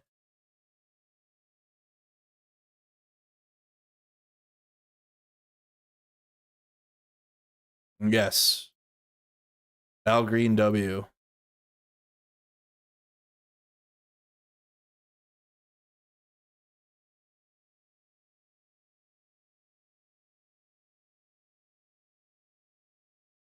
Yeah, I don't. That was he did good. There you go. What is this? After being removed from the joint session of Congress. What a boss. So what were you shouting to the president? The president said he had a mandate. And I was making it clear to the president that he has no mandate to cut Medicaid. I have people who are very fearful. These are poor people, and they have only Medicaid in their lives when it comes to their health care. And I want him to know that his budget calls for deep cuts in Medicaid. He needs to save Medicaid, protect it. We need to raise the cap on Social Security. There's a possibility that it's going to be hurt. And we've got to protect Medicare. These are the safety net programs that people in my congressional district depend on. And this president seems to care less about them and more about the number of people that he can remove from the various programs that have been so helpful to so many people. It is the best way to get it across to a person who uses his incivility. Exactly. Who uses his incivility against our civility. Exactly. Yeah, you know, fucking X.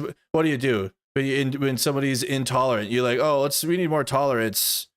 Yeah. You know, hey, this person's acting uncivil and throwing shit all over.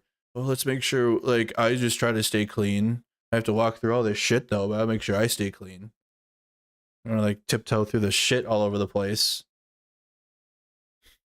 And catch up. Civility against our civility. He is a person who has consistently been used incivility against civility.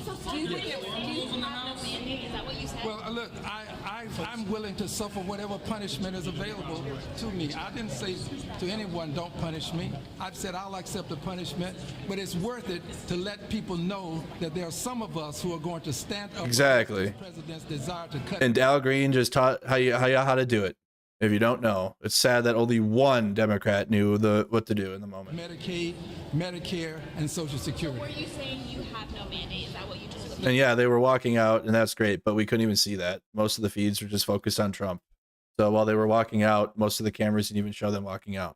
But what was forced to show was him speaking up against Trump. He has no mandate to cut Medicaid. None. Is the only punishment that you were kicked out, sir? Is there something? I don't know. Whatever the punishment is, I'm not fighting the punishment. This is about the people who are being punished by virtue of losing their health care. This is the richest country in the world, and we have people who don't have good health care. We've got to do better. And now we're about to cut Medicaid, which is for poor people. Health care has become wealth care for many people. We can't afford to let that happen. Is that the only thing that you're protesting? No, I have other things I'm protesting. And I'm also working on my articles of impeachment. This president is unfit. He should not hold the office. 34 felony convictions, 2 times impeached. Now that's the fucking energy, Democrats, politicians, because I don't really see a problem with like people. So I'm speaking at the politicians, actually. Because the Democratic voters and the people are like out in the streets already. So what do you want? Like, hey guys, harder! Like they're already out there. That's what you do, Democratic politicians. This is how you act. This is what you're supposed to do. Based Al Green, W. Al Green. All right, what did Jasmine Crockett say? She's reposting this one. We will not normalize. That's her Congresswoman account.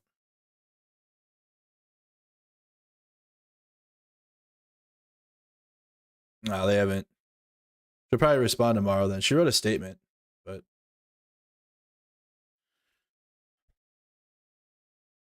our country is going through something right now. Pisco, I agree. Pisco.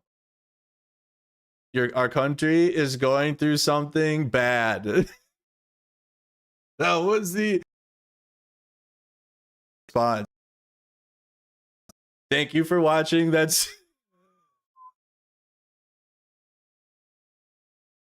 oh God. Like I'm sure like she wasn't lying. Okay? She didn't tell lies. She didn't try to misinform.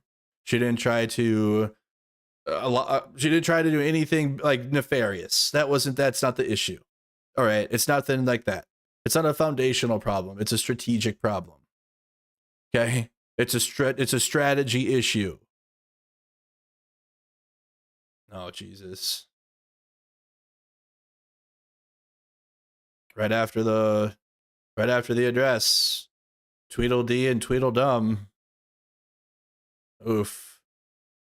Very greasy.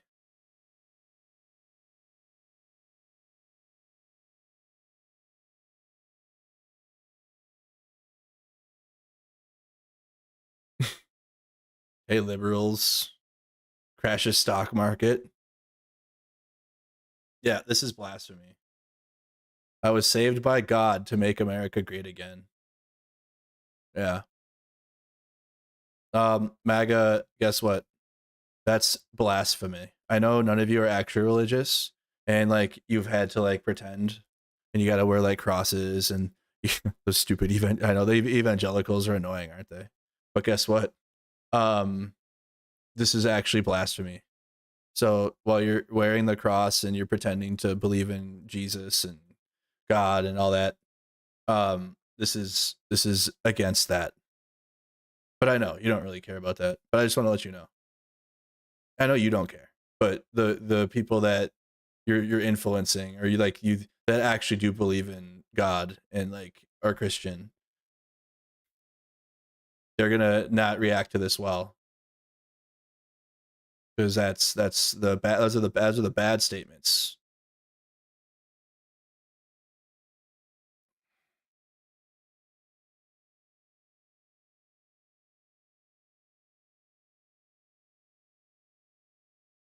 Elon Musk waiting for the speech to begin. Members of Congress come over to the White House. It's one of the biggest tools that the president can use, kind of not just the power of the pulpit there, but really, bringing lawmakers on Air Force One, bringing them into the Oval, allowing them. I like how Elon, so like, remember, I think I brought this up the other day. Richest man in the world, right? Billionaires don't wear suits and ties. They don't wear it. They wear what Elon was dressed how billionaires dress, right? Like how he was in the Oval with his kid with a t-shirt and some fucking weird hat and whatever. That's how billionaires dress. How Bezos wears shorts, or like they're dressed up for the inauguration. But even then, like his wife was wearing some whatever. They don't care. Like they don't give a fuck. Why would they? They have fuck you money. State level, federal level, America, fuck you America money. The whole country. That's how rich they are. And so because Elon, even though he's the richest man in the world, he is cucked to MAGA. So he's wearing a suit, and he has to try to one up like Zelensky, right? Because obviously the propaganda or the messaging against Zelensky about his dress immediately fails. Well, it's a stupid argument anyways, but so vividly, Elon Musk is in the Oval Office in a t-shirt and a blazer over it and like jeans, and so he is held to the MAGA cult too. And I take joy in that. I take joy in knowing that, at least, that even though he's the richest man in the world and he's limited to MAGA propaganda now, which like you might think it's still bad, but it keeps them in a corner.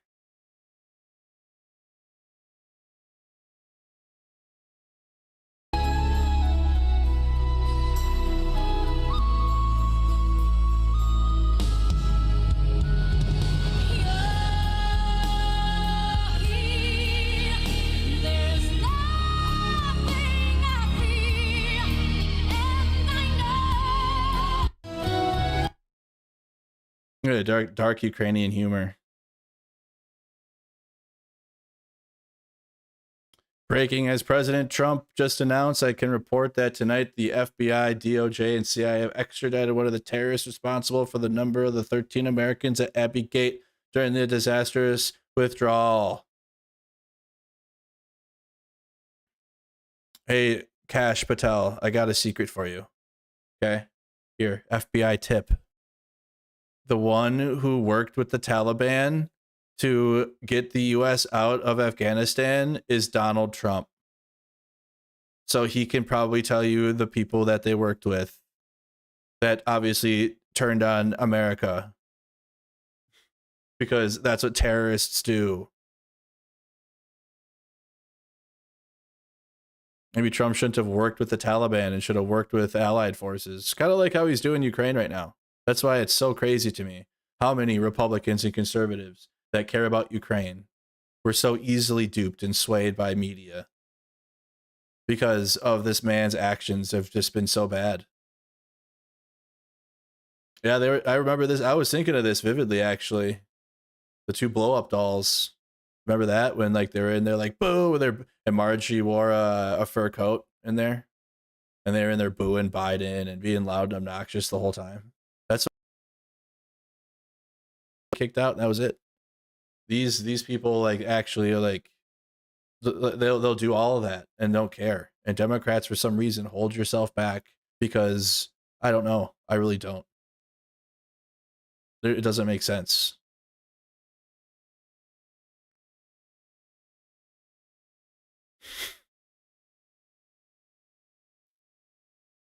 Damn, dude.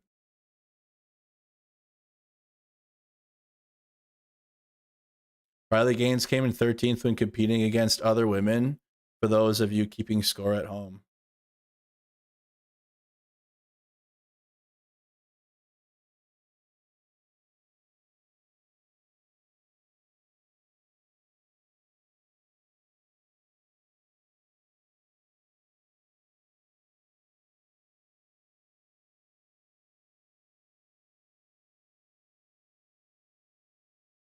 Goodness. They're in there howling. All right.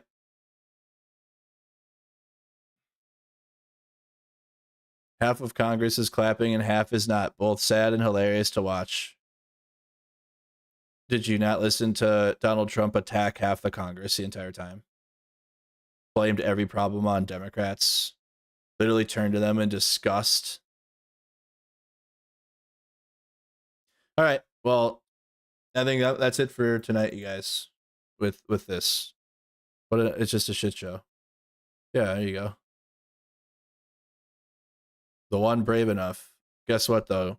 Because if Democrats are smart, they'll understand tomorrow. Too late though, but it'll be tomorrow. That the majority of people are going to rally around Al Green. Maybe not for a candidate, but like his energy.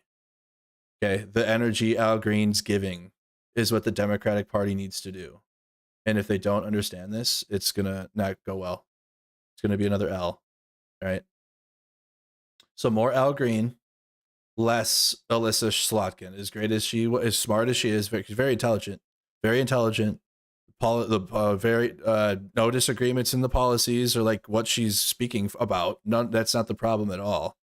It's the one that's the message carriers need to be better. Okay, some people are better at carrying a message than others, and that's okay. Other people are better in the back end doing optimization and policies, and and that's fine. The Democratic Party need to platform Riz. They need to put someone that's out there that's like Bernie's. I love him. Bernie's so good. I'll go to Kenosha. We'll do it. I've told me so many people have asked me what day is it? Tuesday. So let's plan it tonight. So we'll go to Kenosha this weekend to hear Bernie. Okay, but the thing is that we got to be so serious. Let's just be so serious. Be serious. Bernie's getting a little old. Okay, he is getting a little older. So Bernie can't do this forever. Bernie can't be the only one that's based. Okay, and again, he's getting old. 2028's like, it'll be tough. Okay, it'll be very tough. So they got to get there's got to be somebody in there that can echo Bernie or can channel the energy of Bernie that's younger, and have Bernie be there, be like a mentor. Have them go to the events together, so you get Bernie, right? Because people love hearing Bernie still. I'm not saying that. I'm not saying not have Bernie speak. Yes, have Bernie still speak, but like have someone that's like in the same realm as him, that still can deliver a message like that. But like have them just like have them open up for Bernie or something. Have them be the or them or she, they, whatever. Have them open up for Bernie, and then Bernie come out after or something. But he's got to be real. Bernie can't do this forever, and he's getting older. So this was good. Trump's speech, there's nothing there. In a way, like giving the kid a secret, like that was actually good, actually, right? It sucks that they're using him for propaganda points and propaganda tools, but like Andrew, there's got to be one good thing. Giving the kid honorary Secret Service was a good move. Okay, that was like the one positive, but beyond that, there was nothing else that was good.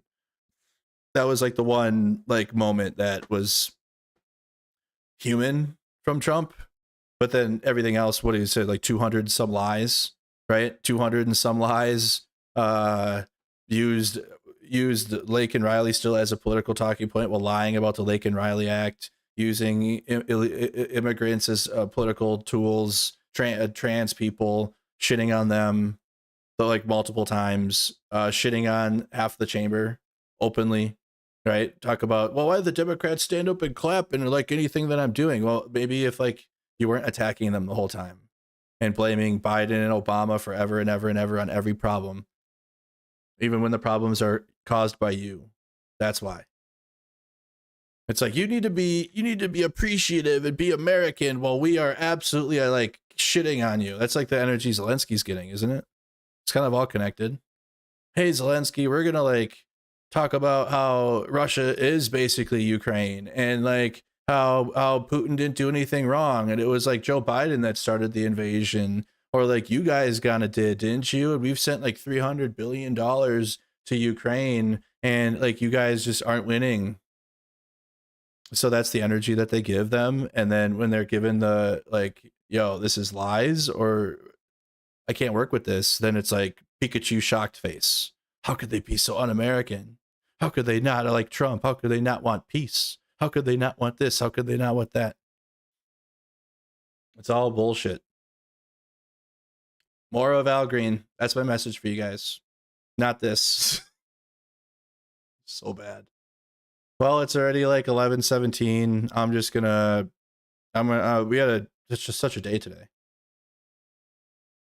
Donate to the Buy Me a Coffee link. Support Mercado Media. Help me get gas money and everything ready to go to Kenosha this weekend.